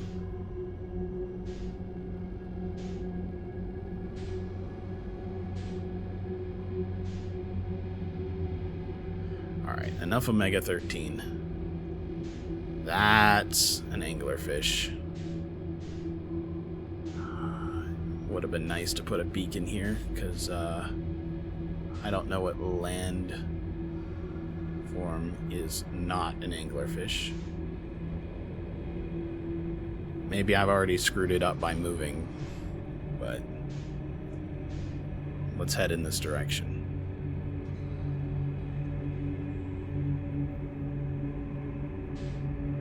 I know a lot of people that said that they preferred Mother 3, the sequel.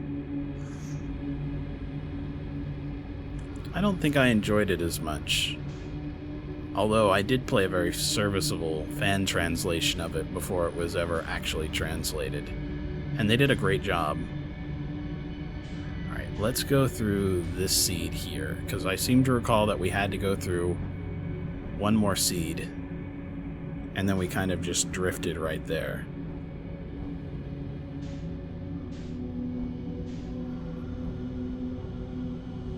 And I know that other one was a fish.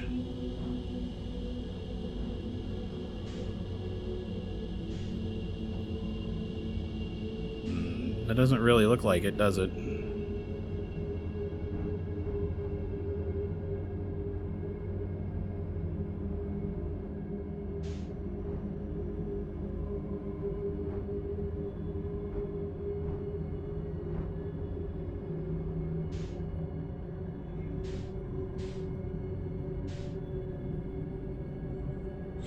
It wasn't as silly, and that was a big part of what I liked about Earthbound, about Mother 2. I think that's really ultimately what it was. It was trying to tell a more serious story, even though it was doing it in Earthbound fashion.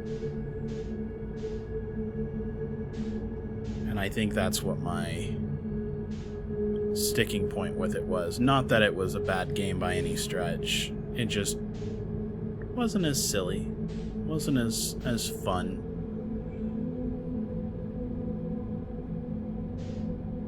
Didn't have enough Blues Brothers in it. Just keeping an eye out. There's quite the seed there, but let's just see if we can see the ship. It definitely would have been smarter for us to go fire the beacon, just given how long it's going to take us to find this other ship here.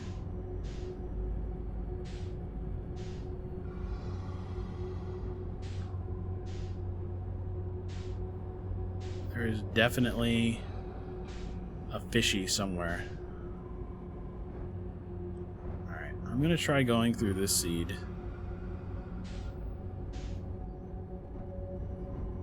I can't remember where I'm supposed to go.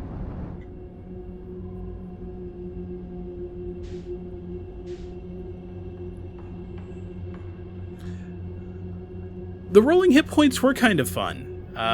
It gave you a second to respond to, you know, murders and stuff like that. Doesn't it kind of remind you of later versions of Dungeons and Dragons having like a reaction system in a way? Where you have a few seconds to potentially save somebody who has been severely fucked up. That's got to be a fish, right? Because it's moving.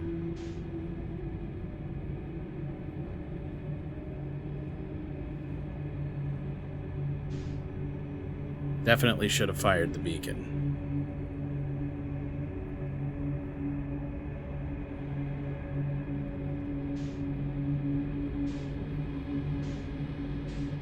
But this is haunting.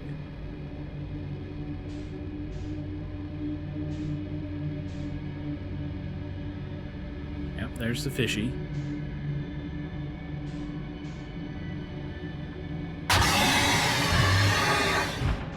Okay, there he is, stuck on things. I hate all of this. Looking for the ship, trying not to let the fish get to us. Notice this is the same zone as the other one, because I can see him moving in there in the exact same way. Alright, we're just going to pick a direction that's not toward him and hope that we can dodge these vines enough to find where we need to go.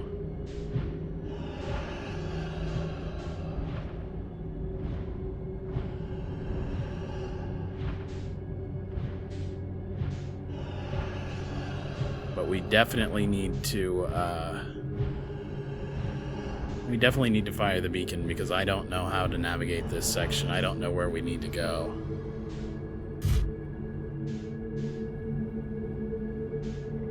Keeping an eye out for the little lights. There's a seed. That is probably the seed that it comes from where it lands on. So this is actually a kind of a good point to sit and look around for the ship, because it probably proceeded out of this point.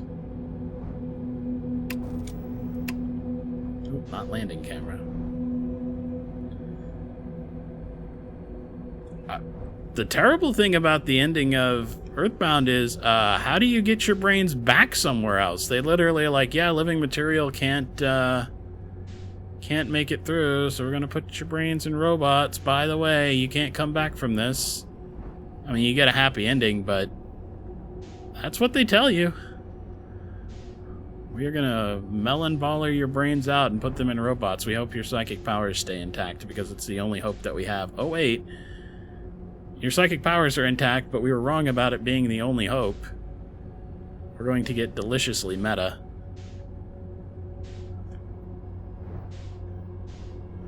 And I was there for that. That was actually... that ending felt good.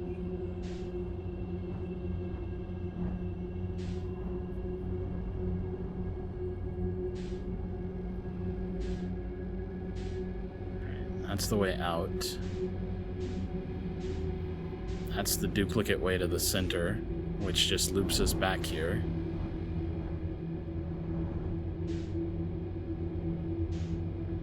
Let's try not to get too goddamn close to the fish.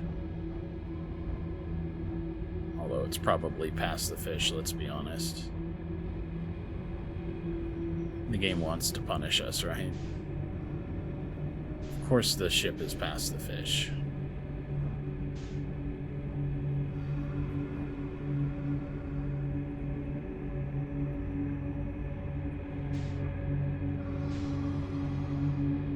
The game was weird, right? It gave you like little checks. It's like, hey, you're in Summers. By the way, who purchased this game? What is their name?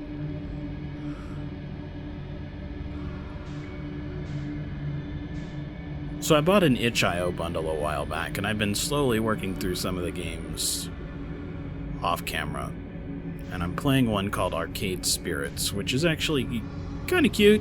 It's a visual novel sort of a game. You got a character that's working in a video arcade.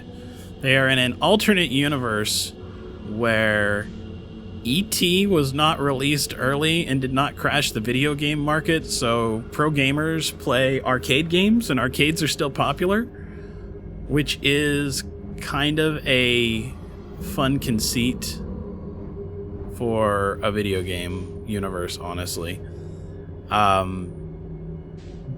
But one of the characters I encountered, because there's so many in-jokes and tongue-in-cheek things, one of the characters I encountered had the Pokemon missing number Pokemon sprite to represent them in the little avatar thing. And I was like, hey, I recognize that.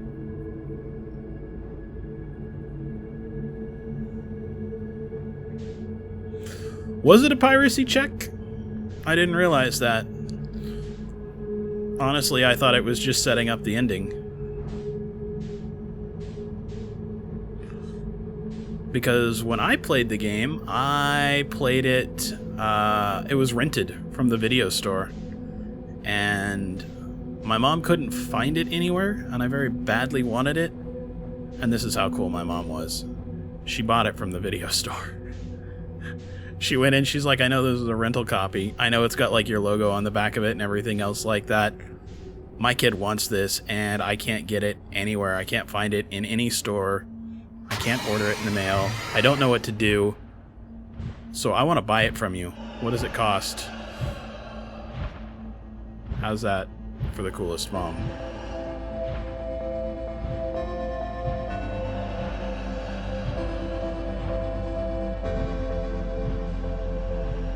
Right?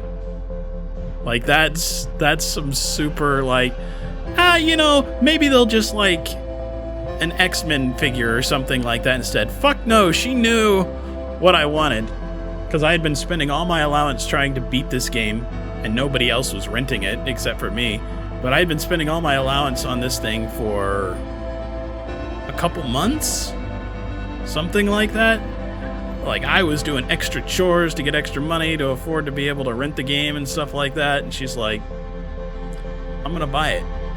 Tell me, small town independent video store, how much can I buy this for?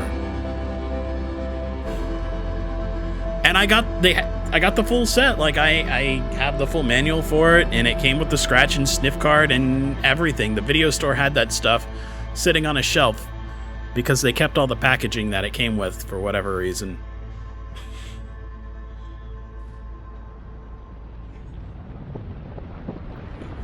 My mom was a real cool lady.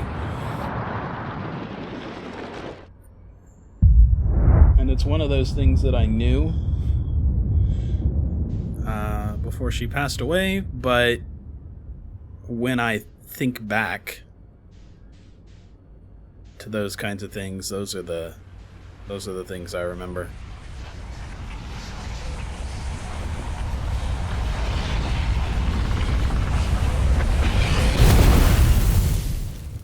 My mom is actually a gamer, says Boo. She rented Star Tropics, got stuck, and had to go back to the video store to get the clerk to dip the letter in water. That's cool. I had Star Tropics too. So Star Tropics 1 had add-ons where you actually like had to put the letter in water to reveal like a secret message or something. God, that was cool when games did that. Earthbound had a scratch and sniff thing. You'd get to certain areas and the guide, this was one of those that actually sold like a full-sized Prima type strategy guide with these things. That was the manual. They knew how complex of a game that they had on their hands, that you just would not be able to remember all the information. You could refer to the maps if you wanted to or not, but ultimately there was things like what each of these hundreds of items did and stuff like that. And you would get to certain sections and it would be like, scratch this section, and you would do it, and you would be like hanging out with Master, barf, and you'd smell it, and yeah, it kind of smelled like puke. Or Escargot Express would show up and you'd scratch it, and it would smell like pizza, because they were a pizza delivery service that also would deliver items that you couldn't hold into your inventory anymore. That's how they dealt with the fact that the game was so massive and you had such a large inventory that you couldn't hold it in one buffer, that they would actually hold them in completely separate registers and deliver you equipment over time.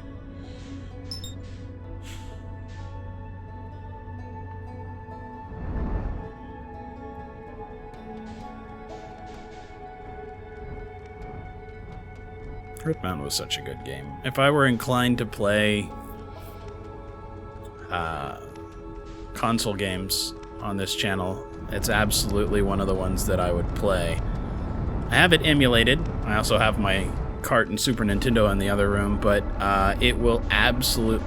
I got it because I got a bunch of stuff from my mom's place when she passed, but it would absolutely not work without a whole shit ton of adapters.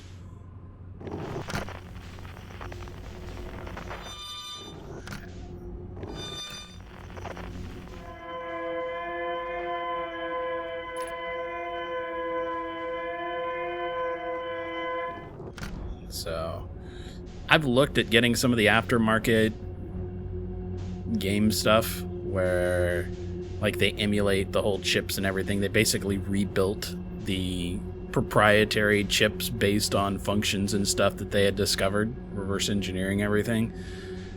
But they cost like hundreds of dollars, and I'm like, I can't possibly justify that. Even if it would let me, like, play it on like an HD TV and stuff.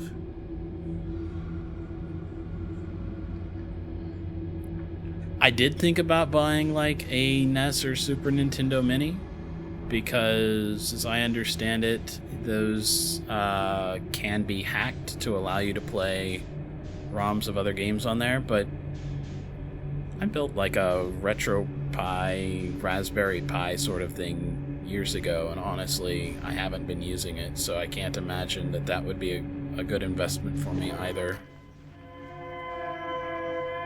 Alright.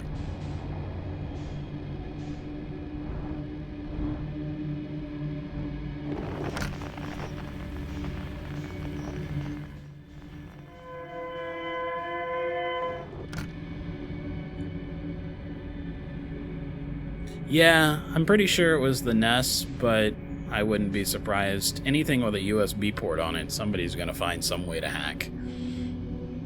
Look at all the time and effort they put into making sure that, like, iPhones and Androids couldn't be hacked by locking in the root ROMs and stuff like that, and people still jailbreak those on a regular basis. If you have a port and you allow data input in, somebody will find a way to hack it. That is just how it is. Make peace with it. Humans are cool. They'll figure stuff out.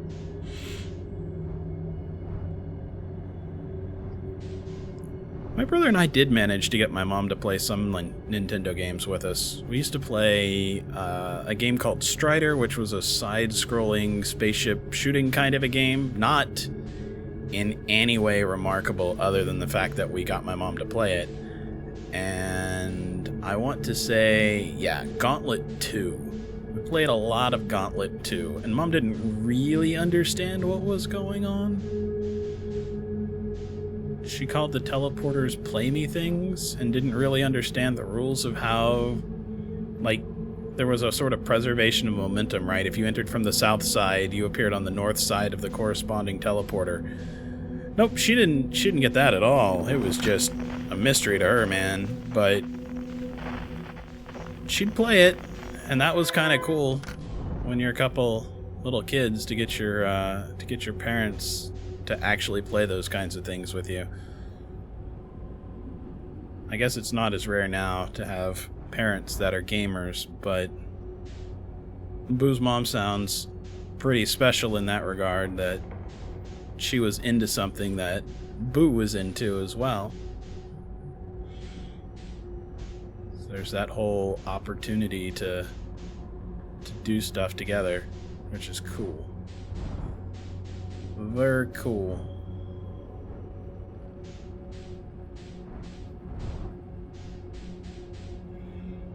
Actually, I'm entirely certain that that's different for this generation. I've got a number of coworkers that play things like Minecraft and all sorts of Lego whatever games and stuff like that with their kids, and they are all co-opt, indulging in the same universe, enjoying it at the same time and for different reasons. Awesome stuff. Awesome, cool things. Alright, here we go. Remember, we just fly through this thing with a little bit of speed, and we do not... Well, one, we do not get hit by the giant rock that wants to destroy us. That definitely took some of our health and our time away.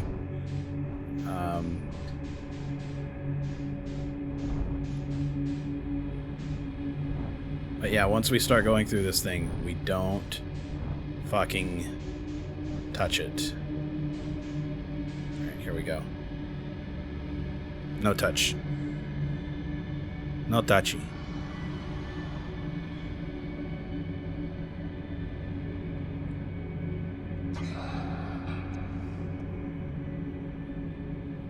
Did you like Strider, Boo? I honestly don't remember much of it, other than that my mom actually did like it, for some reason.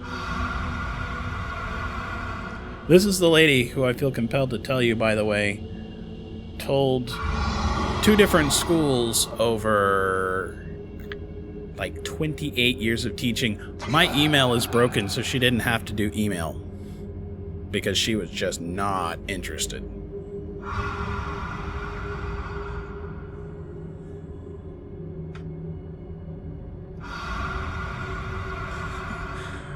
Who says that his dad was fixated on Zelda. Biggest panic moment in existence when we accidentally deleted his file. He was further ahead than we were, and he had to catch up to where he was while he was at work for 8 hours. That's pretty good. That is pretty good. Oh, they're so close. But we're drifting away from them slowly, so let's focus on where we need to go.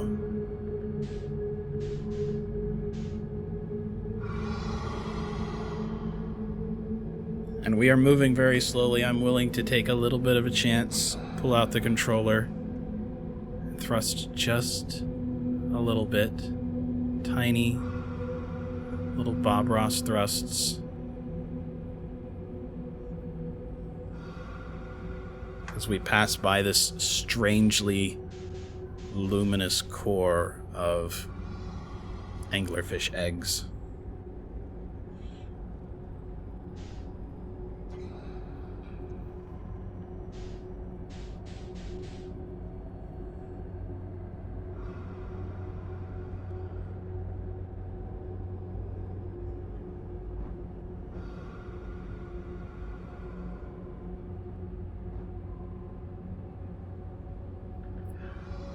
I feel almost certain that the game is engineered in such a way that you would pass entirely straight through this if you didn't do anything, but I also feel like it would take like 15 minutes of your 22-minute cycle to do all that. So we're trying to give ourselves a little bit of time.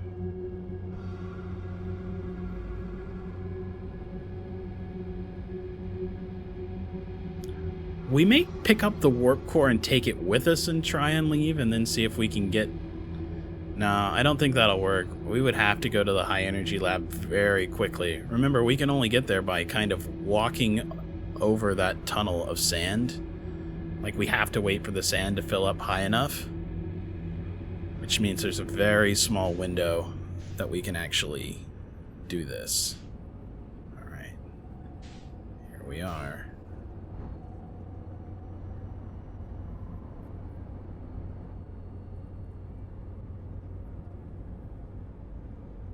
See, this time we came straight through and I see the ship immediately.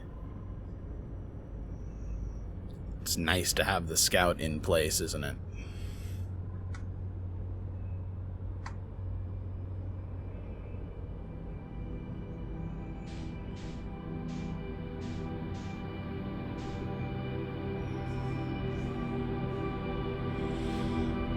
So,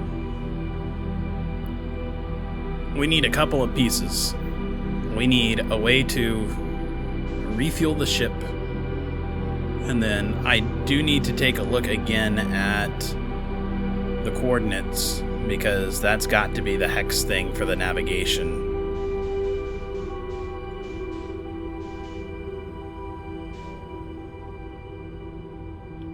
Amazingly, the ship itself is actually pretty sedate.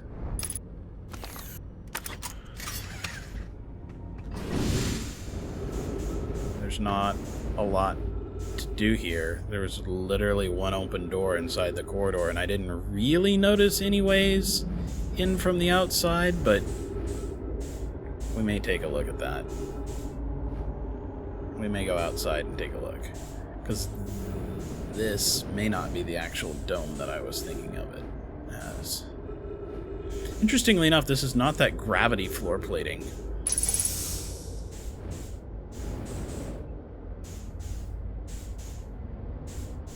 And I don't know what that is. Alright, let's look at this. Does it look like we can put... We can pick it up, which is fine. We can pick things up. Does it look like we can put things inside of it, though?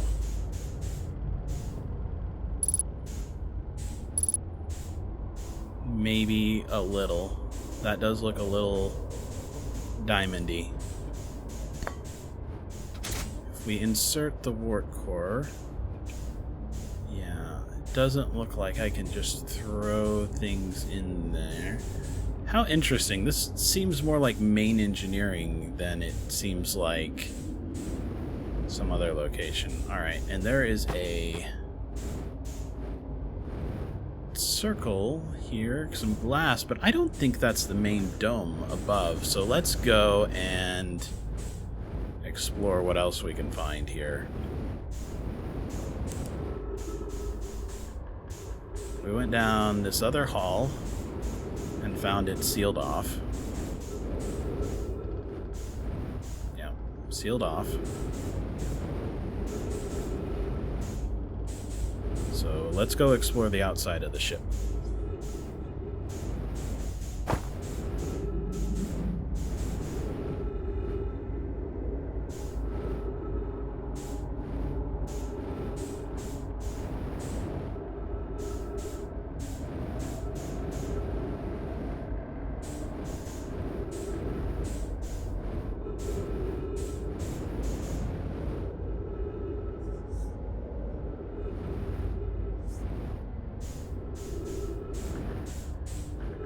Yeah, see, like, that's the room right there. It's one of those protrusions. But we have these limbs. So, yeah, it's definitely one of these.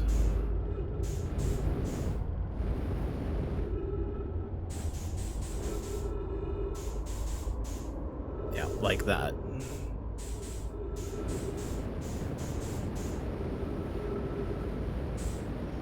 I'm very curious about this dome in the center.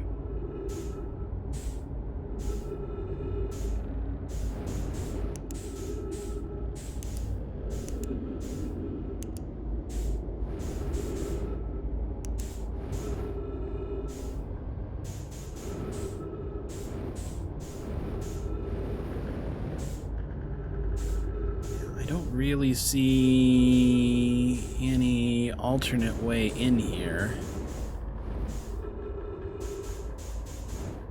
So I'm thinking that this location is as simple as it seems. One room that we can enter that seems to allow us to do something with a warp core and something with a controller and something that had some logs.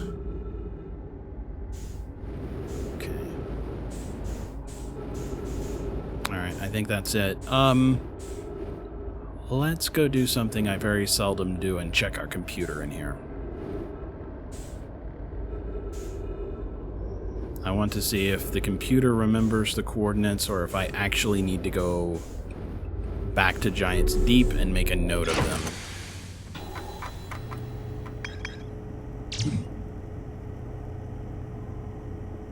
Ocean depths.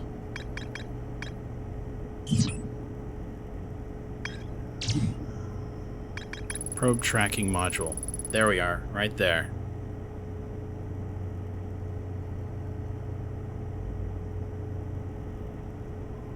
Okay.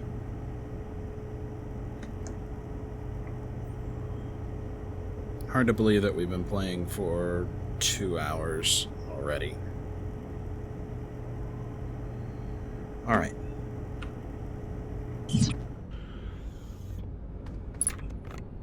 Take a moment to refuel. We will go see if we can figure out how to enter the coordinates. Even without fuel, which is a problem for later, I'm curious to see if we can figure that much out.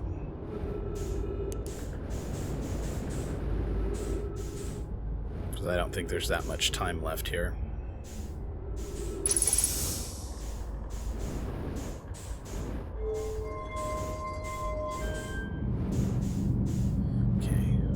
Assume that this is pattern 1.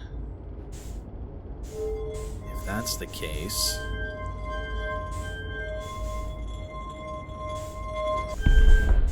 that's 1.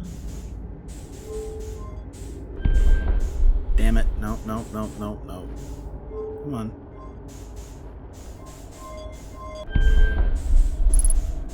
Kinda hard to hold myself still.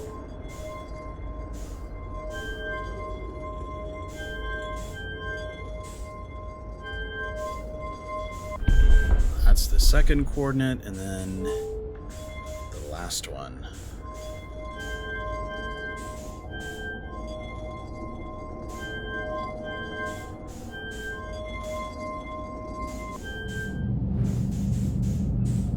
coordinates set.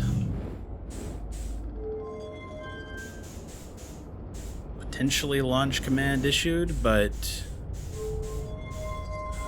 we're missing something.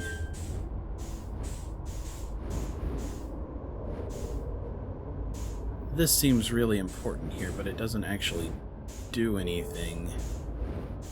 Probably because there's no power here for the core. Alright. So, I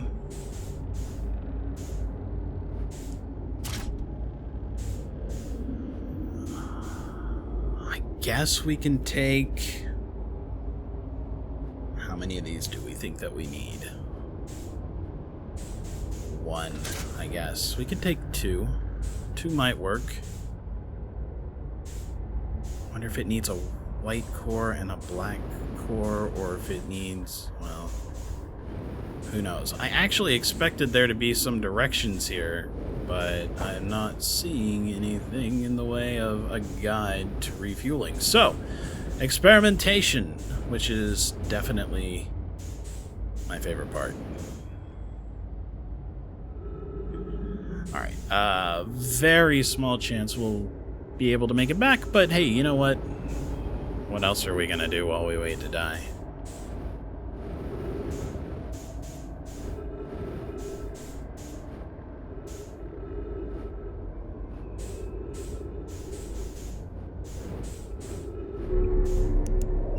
The correct order of operations seems to be to try and get a... I mean, I don't even know if I can hold on to it and pilot at the same time. Oh, I guess we'll find out.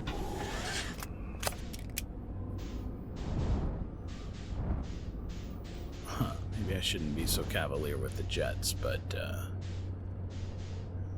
honestly, I guess if we reset, that's fine.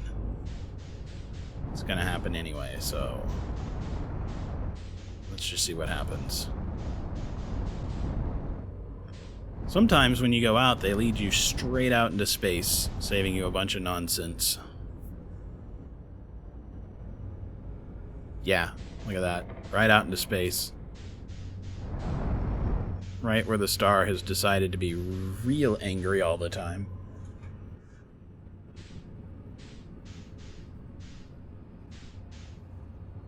Okay.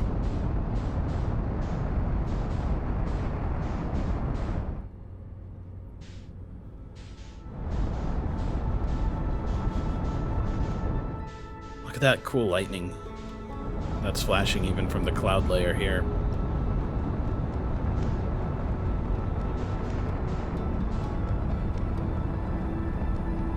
Relatively sure there's absolutely no way for us to get to the high energy lab from here, but kind of just want to see what's up. Looks like the sun station is already gone. Oh yeah, here's the 1 minute warning. Or minute 30 warning, something like that.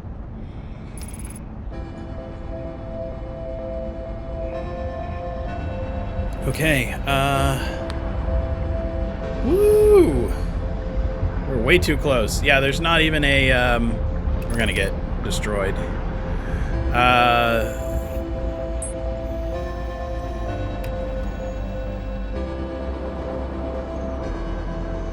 There is no chance. I mean, the star is right here, so...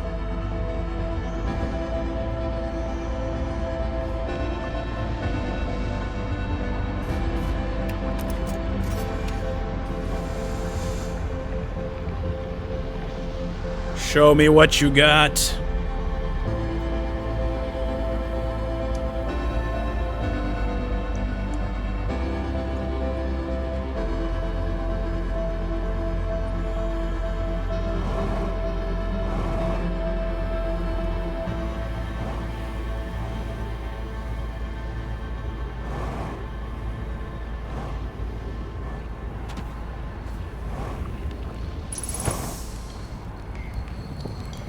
What's up, Chert? Oh, hello. Come sit with me and let's watch the stars die. Sure, why not?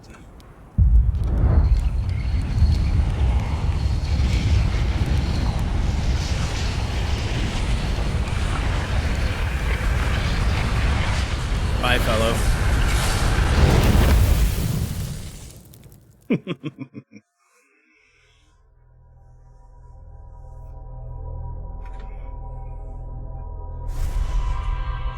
All right. I'm trying to remember how to get to the high energy lab. I think I remember how.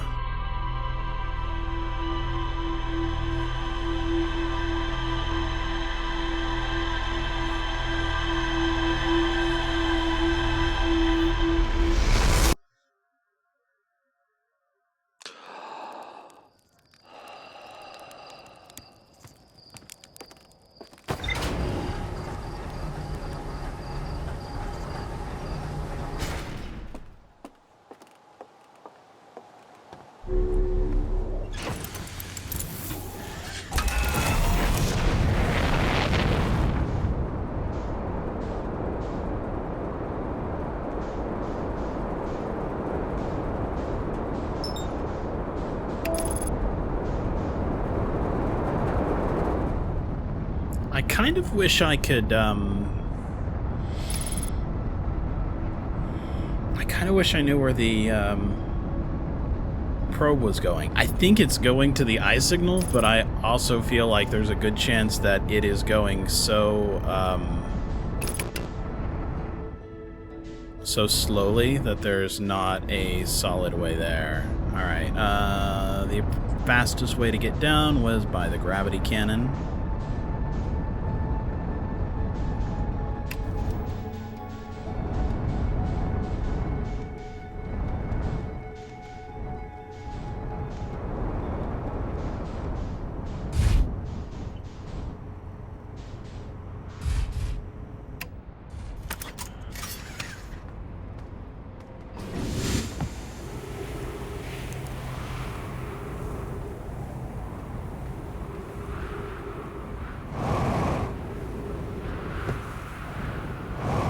That's not what I wanted to do, but I actually think that the gravity... Nope, that's right. There's a bunch of cactus there.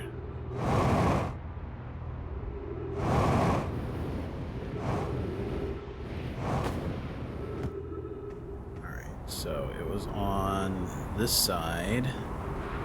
Up here on this cave. Yeah, there it is.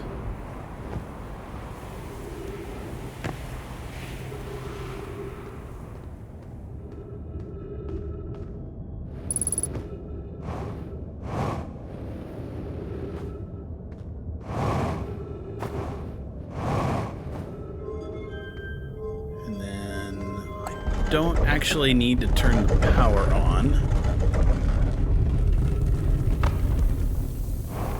but it's alright because I can take a second to get some oxygen.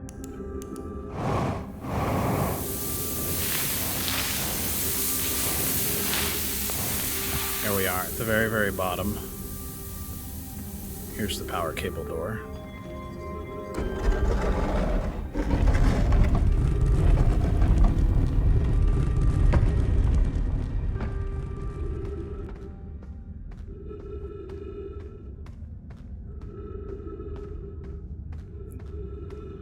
The trick will be seeing if we can carry it back. I've never really tried to carry an item. Alright, so just have to wait till this fills up.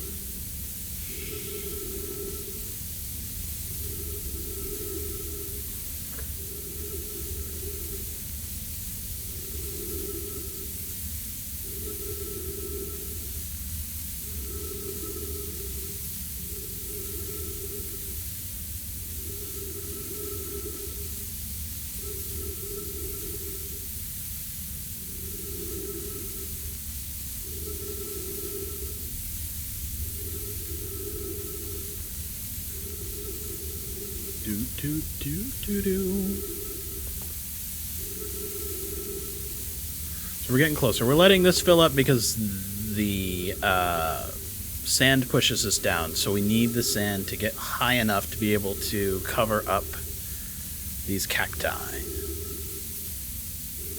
Watch out for those jackrabbits and killer cacti. Hey, dude.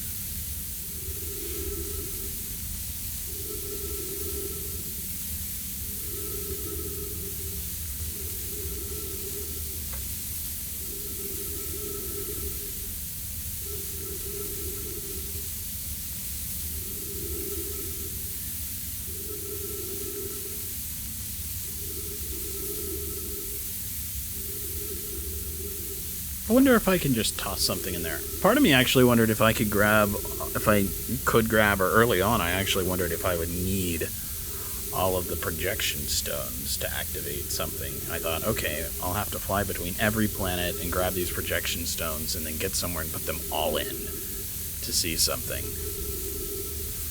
Keep in mind, the thing that we still haven't really figured out is a way to penetrate the inner core of the Ash Twin. So even though we're messing with the ship and maybe warping to these eye coordinates, there's still something going on there. And maybe it's just that's where this entire race memory is preserved, and we have a chance, perhaps, at saving them? I don't know. But there is definitely still a mystery of some sort having to do with the core of the Ash Twin, what their big project for that was.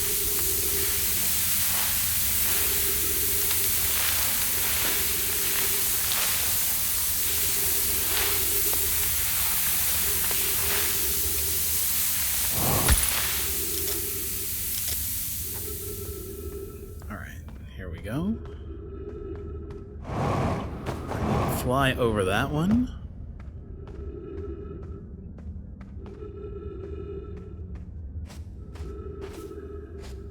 Navigate through these tunnels to find the safe passage through that's not going to get me killed.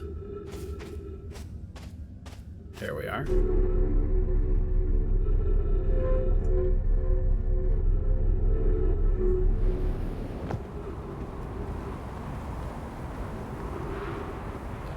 Let's stop for just a second. I am very curious if there's another way across that. That leads down,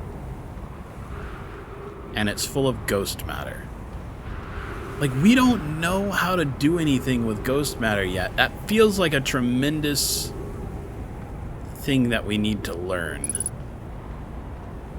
Yep, 3 minutes of oxygen remaining. I remember oxygen being incredibly tight, partially because I had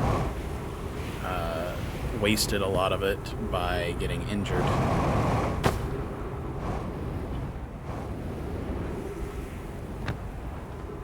I wonder if we can just jet straight up. Yeah, sure enough. Alright. Alright. Well, I don't really know if I need one of each, but I don't even know if I can do anything with one of each, so... This is... Oh yeah, that's what powers.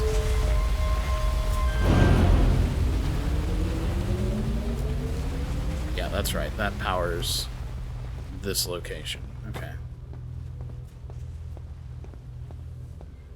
I was just making sure it wasn't like a location that we could put in the warp core and have it charge up or something. But that does not seem to be the case. Alright.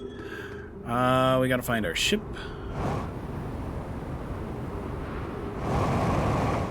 Literally other side of the planet, but that's alright.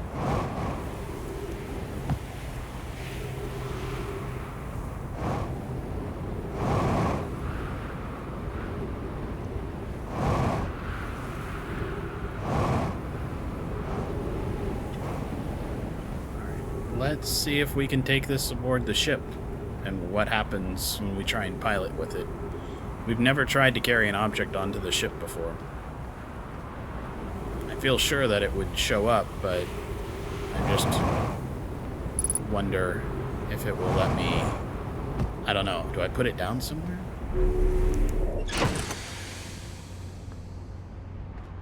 Yeah, I don't have a... put it down node, which is fine. Looks like I can buckle up while holding it, so let's get out of here.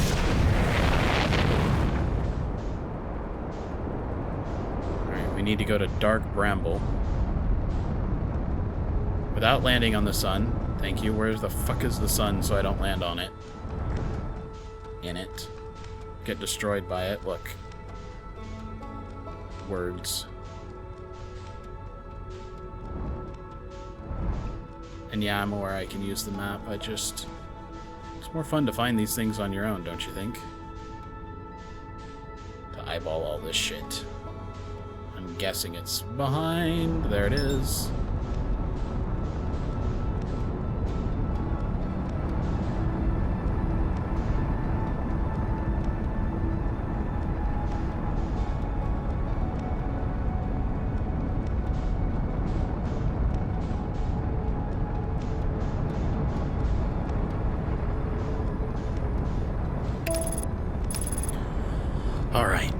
All right. Time to go to the ship. Hopefully this is enough. Let's turn off our lights.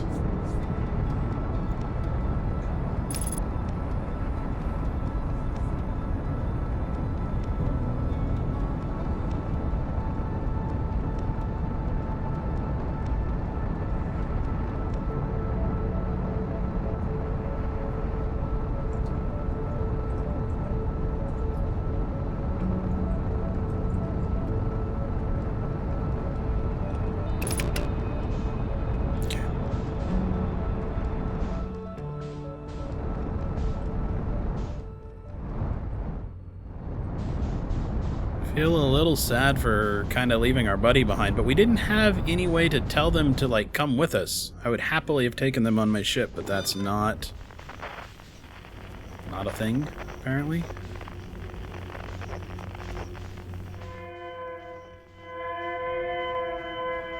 That pod right there. Gotta remember not to get too impatient. Some of these lights are, in fact, still fish. There's fishes. There's fishes and you don't want them.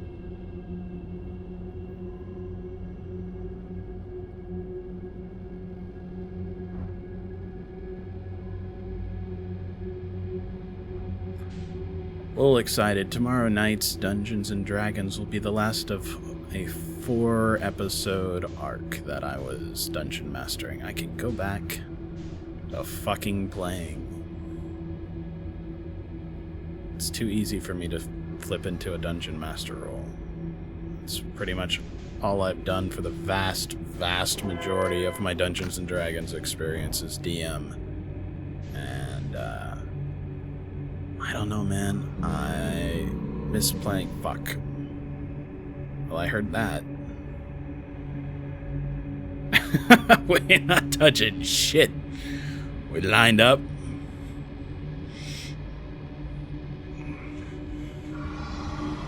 What was it Tim Russ said? We ain't found shit.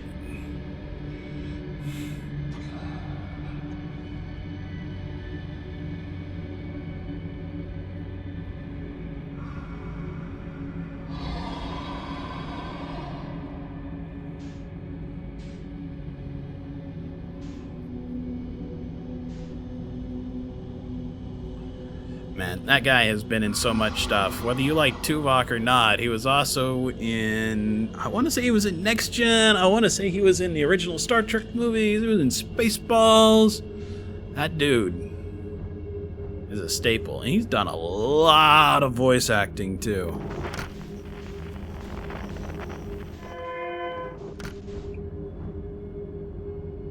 I've probably really fucked up by saying Tuvok's name, because now everybody's gonna come out and be like, fucking Tuvok, fucking Neelix, fucking Voyager.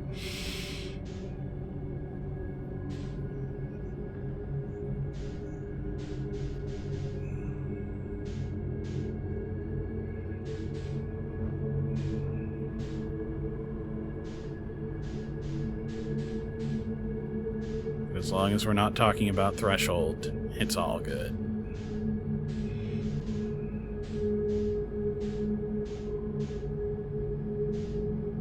Tuvix was murdered by a psychopath, and yet, would you have wanted Tuvix for the remaining seasons? Be honest. I mean, I believe your answer may in fact be yes, but I would like to know why.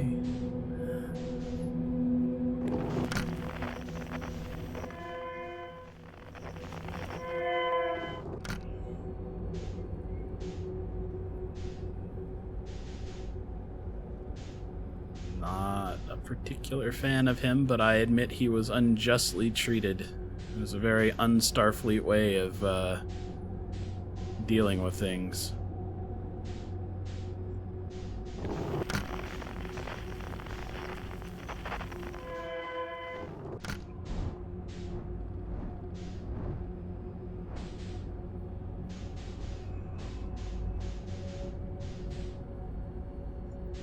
I think the thing that bothers me the most about Voyager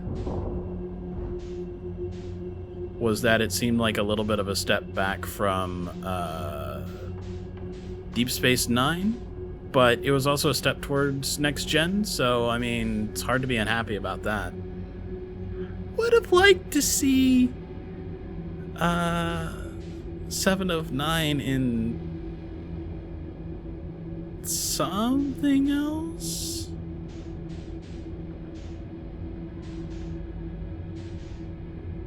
Like, put on a jacket or something. It was the only visually interesting thing about her costume was the very padded up woman that they had underneath it. It doesn't have to be a Starfleet uniform. I mean, she wasn't Starfleet, so I'm not necessarily in favor of that, but come on, man, they had some good civilian clothes in Deep Space Nine. Fucked up weird 90s shows, fucked up weird 90s clothes, but it was happening at the same time. I mean, let's be fair, that would have been the fashion.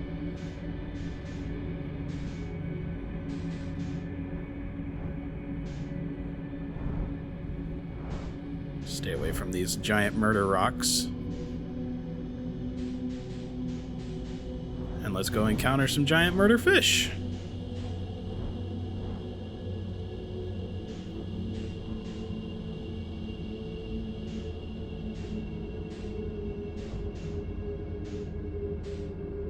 Here we go. No touch.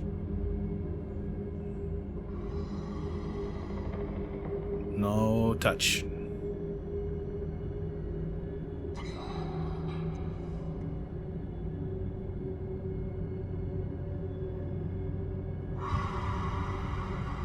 I admit, I feel kind of good that learning not to touch is kind of the lesson to take from this. Like, I tried, I avoided it, I did some stuff, but eventually I had to just take my hands off and let it happen. It's almost like that's a lesson of the game, to know when to intervene and to when not to.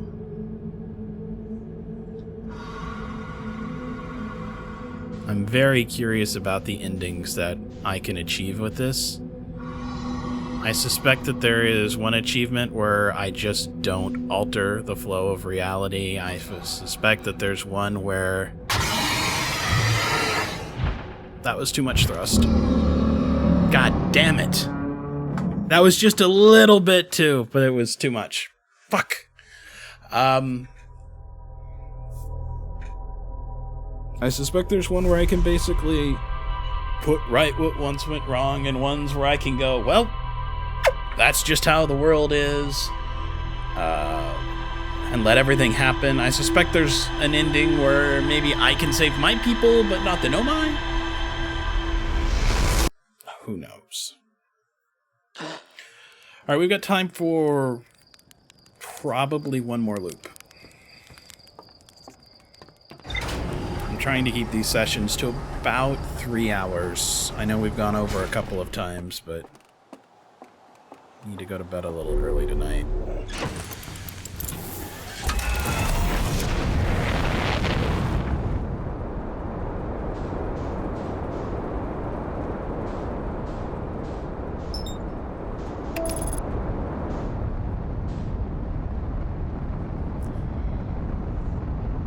There's definitely something to the Sun Station, though. Reading a couple of logs on it doesn't seem like that's the only thing that it would do. Especially when the logs were like, it didn't work?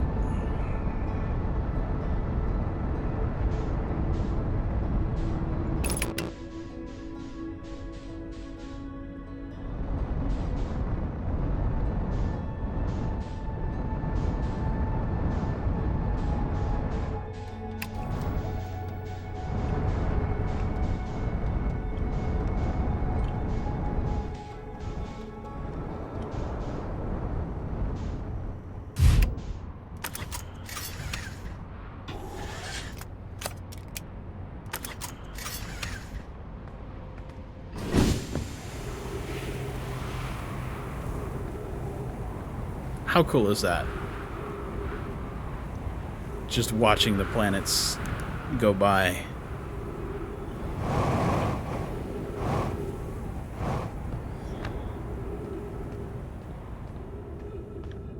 This game reminds me, in art direction, a little bit of Firewatch. Just... And, well, I mean, I guess, again, The Long Dark in a way. This stylized, slightly, like, cartoon realism sort of a thing.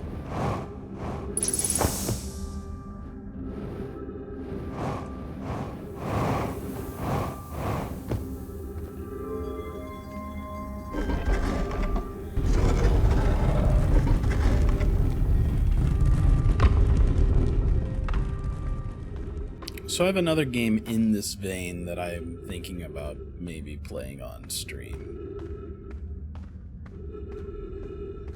Now, to be fair, it won't be going in quite blind. I've played the first few hours of it, but you like crash land on an alien planet and there's some mysteries and stuff to solve to get off. It starts off with some kind of soft survival mechanics, and I don't know if it really continues them or not. Little things like getting to air, you can actually get water and rest in places, but the game never really seemed to make me need to do it. Trying to remember what it was called. I don't really remember. It felt like kind of walking around in Myst, but on an alien planet. It was not the game that came from the creators of Myst, who did their own kind of thing a few years back, though. It was different.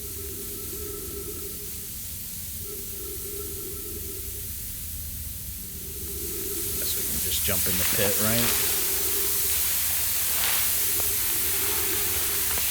Wish I didn't have to wait so long for this part. But maybe there's a reason.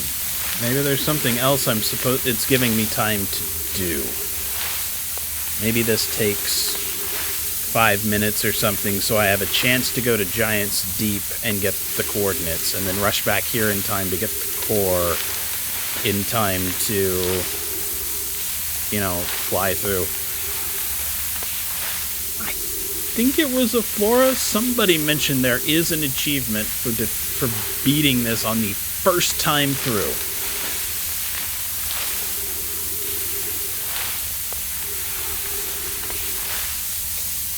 Which is something I'll definitely be trying in the future. Once I know the solution to this, I will definitely be doing some achievement hunting.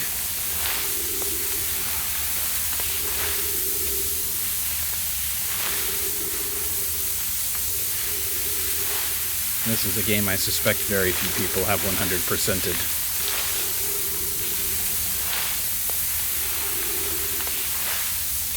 Not because it's got a ridiculous, like, 430 some odd achievements, which some games are bound and determined to keep you from ever 100%ing it because of how many achievements they want to put out.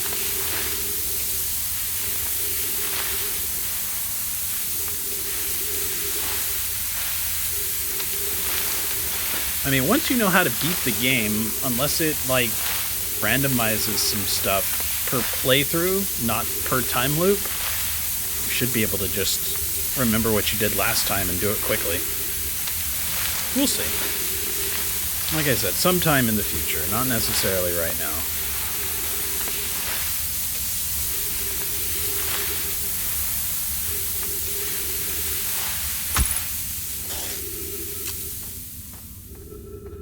Surprisingly, I got punctured by that, even though I couldn't see the cactus.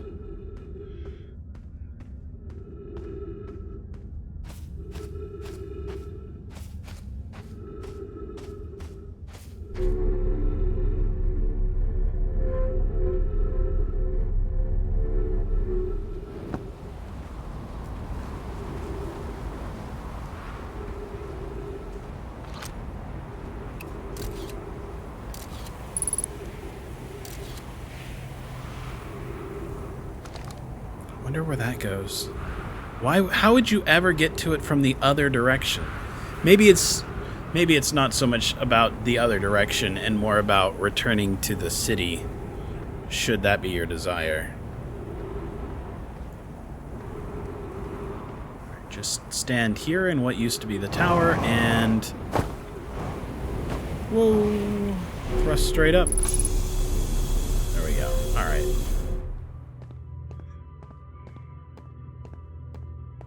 I'll take a black hole core? Black holes are the ones that let you go in, so I'm hoping that's the right one. I would be a little sad if it needed 2. That would be quite the journey.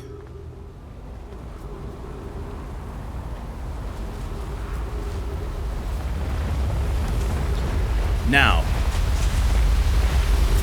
you could theoretically warp to the other location, but I don't think that's really an optimal path. Because then you wouldn't have your ship, so you'd be very limited on oxygen and fuel.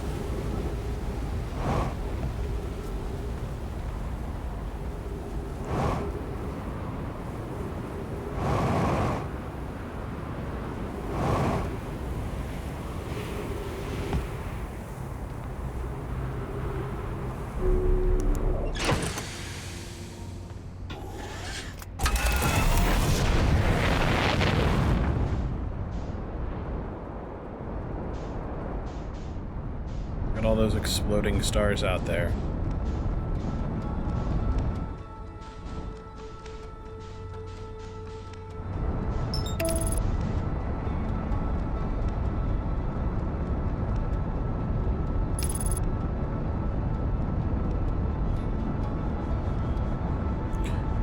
What do you think of Flora? Do you know other games like this?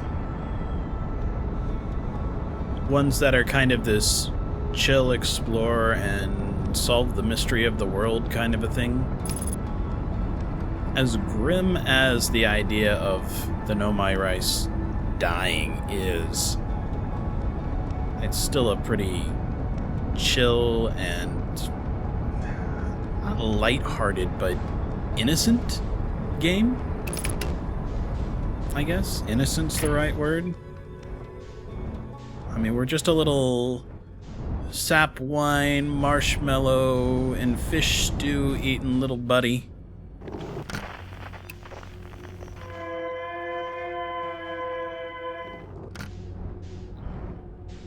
Doing our part, trying to figure out what's going on with the world.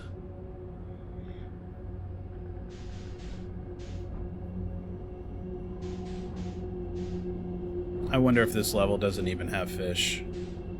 I mean, maybe it does, but we've never encountered a fish here. The first level in.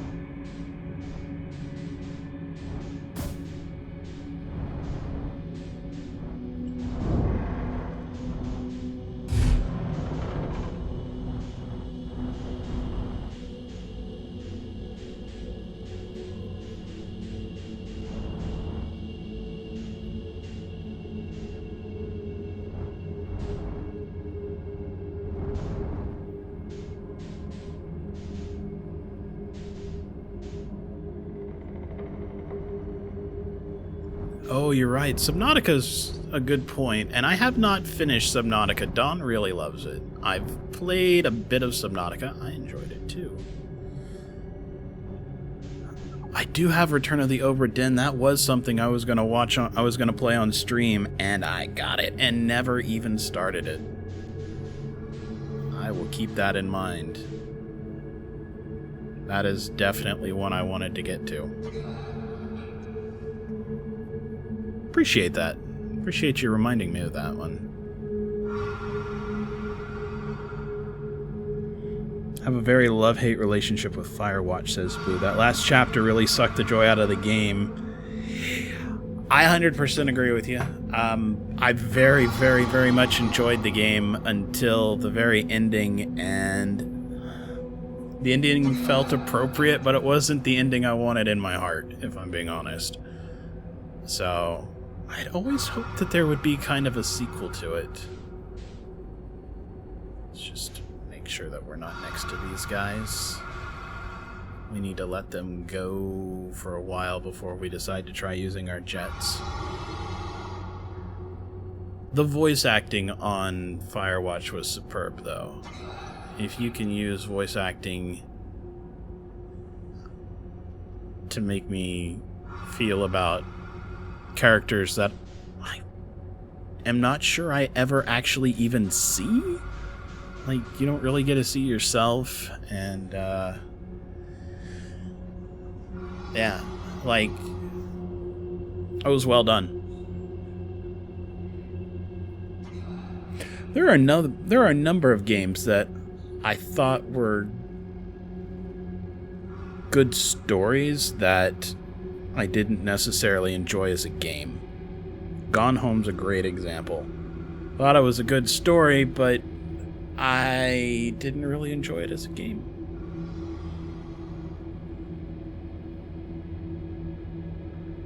It's hard to call it a game. There are some games that are like that. I think Steam calls them walking simulators. I want to say Kentucky Route Zero is one of those, where it's just kind of like, hey, here's a story. We're going to tell you a linear story, but we're going to let you walk through it as your means of experiencing it. Which is fine. It's nice to immerse yourself in a world. Please don't hatch. Yeah, you see a drawing of yourself and not there. Yeah. I mean, that's a little bit like The Long Dark. The art style's not tremendously different, and while you do get to see yourself, you spend most of your time not looking at yourself. There's a couple of intro cutscenes. So, I mean, you have an idea, but the game spends a lot of time with you not actually seeing other people much at all, especially if you play the non-campaign mode. You just exist. Your portrait is a little paper doll that you see on the inventory screen, and that's it.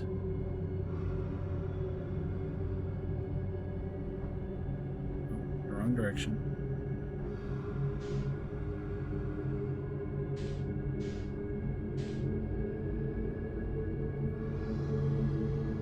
I guess I'm okay with that. Sometimes those games let you inhabit the person a little bit by them not showing you what you look like, but good on you if you can use just your voice to express everything. Voice acting's hard. Actors rely on their gestures and their faces a lot, so to not have access to that and to still be able to emote, I find tremendously impressive.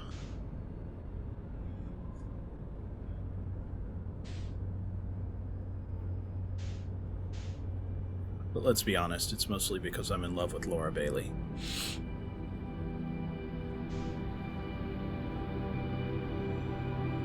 No, not really, but she is good. She will forever be my my pick for Saints Row. I started Saints Row with 3, and I had her. And then Saints Row 4, I was able to continue with her. And that was good stuff. Alright. I have no idea if we can take our ship with. So I'm going to try and sneak us into the hallway a little bit here. Nope, absolutely not. Alright.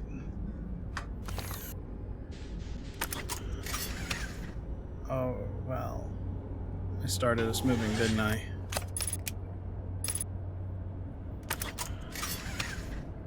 Alright, here we go.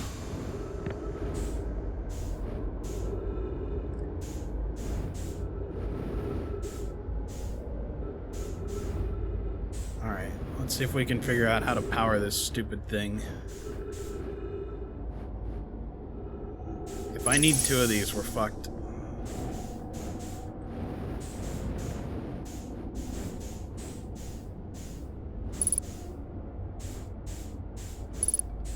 Warp core does not fit. Already holding warp core.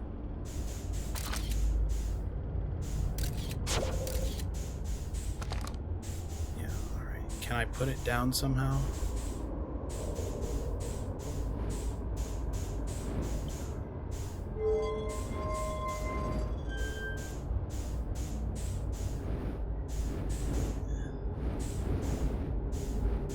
Interesting. I do not seem to be able to put it down. And then it says the warp core does not fit. Can I put this inside somehow? Can I push it out of the way? Warp core does not fit.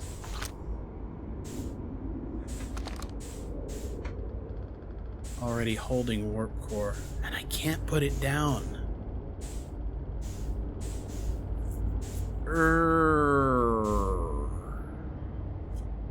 Okay, well, that's interesting. That's real interesting. All right, there's got to be something I'm missing. So let's look around the base or the top and see if there's anywhere where we might be able to insert this, because it may not put this part in there. It may like inject the core in there or something.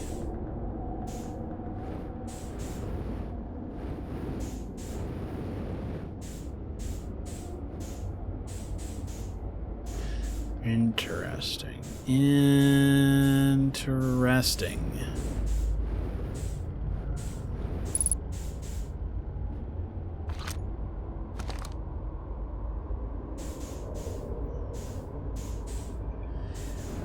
Interesting that you cannot put this down.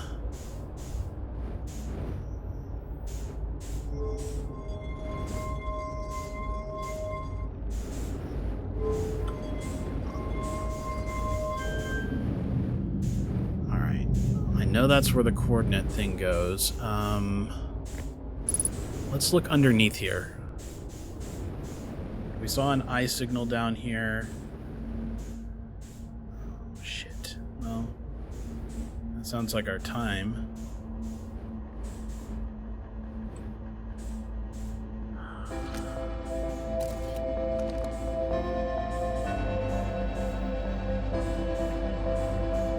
This is going to have to remain a secret for next time, I suppose. Let's keep exploring. I'm not going to waste any time, but...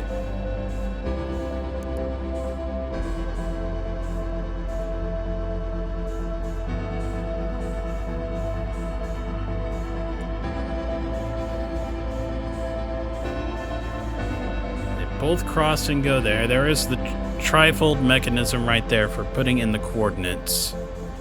I can push this thing away. I really don't think the game gives me enough time to get here and then get back So... interesting. Very interesting, you guys. We've got some puzzles left to solve. How do we make the warp core fit?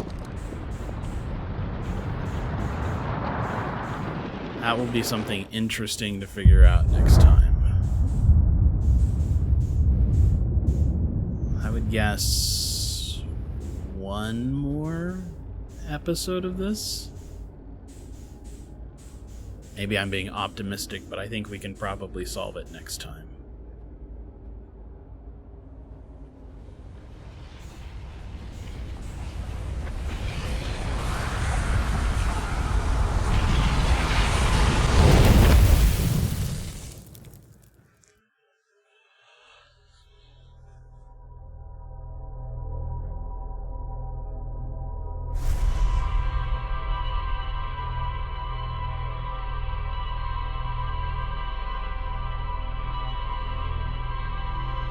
I mean, I guess we kind of knew it wasn't going to fit, right? But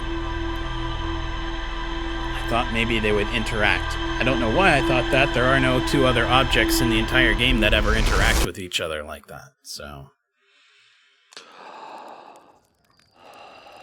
okay, well, that is it for tonight. I appreciate everybody tuning in and watching. Boo, Flora, Wolverine, Sealy Bob. We even had some new buddies like, well, I think, Sam, you've been here before? I really feel like I've seen you around once upon a time. DTFE, though. Good to see you poking your head in. Nice to meet you. Yeah. We'll do one more at some point in time, probably this weekend, and I think we'll probably wrap it up. Brain power time. Got to think about how to make that core fit in the ship. There may be some sort of mechanism or something that we haven't seen. We know that the ship's warp core is unlike any other warp core. The little warp cores that we have are derivatives, smaller versions. Maybe we can get the warp core and take it to like the Black Hole Forge or something like that. We'll explore some of those options on another night. Thanks for tuning in.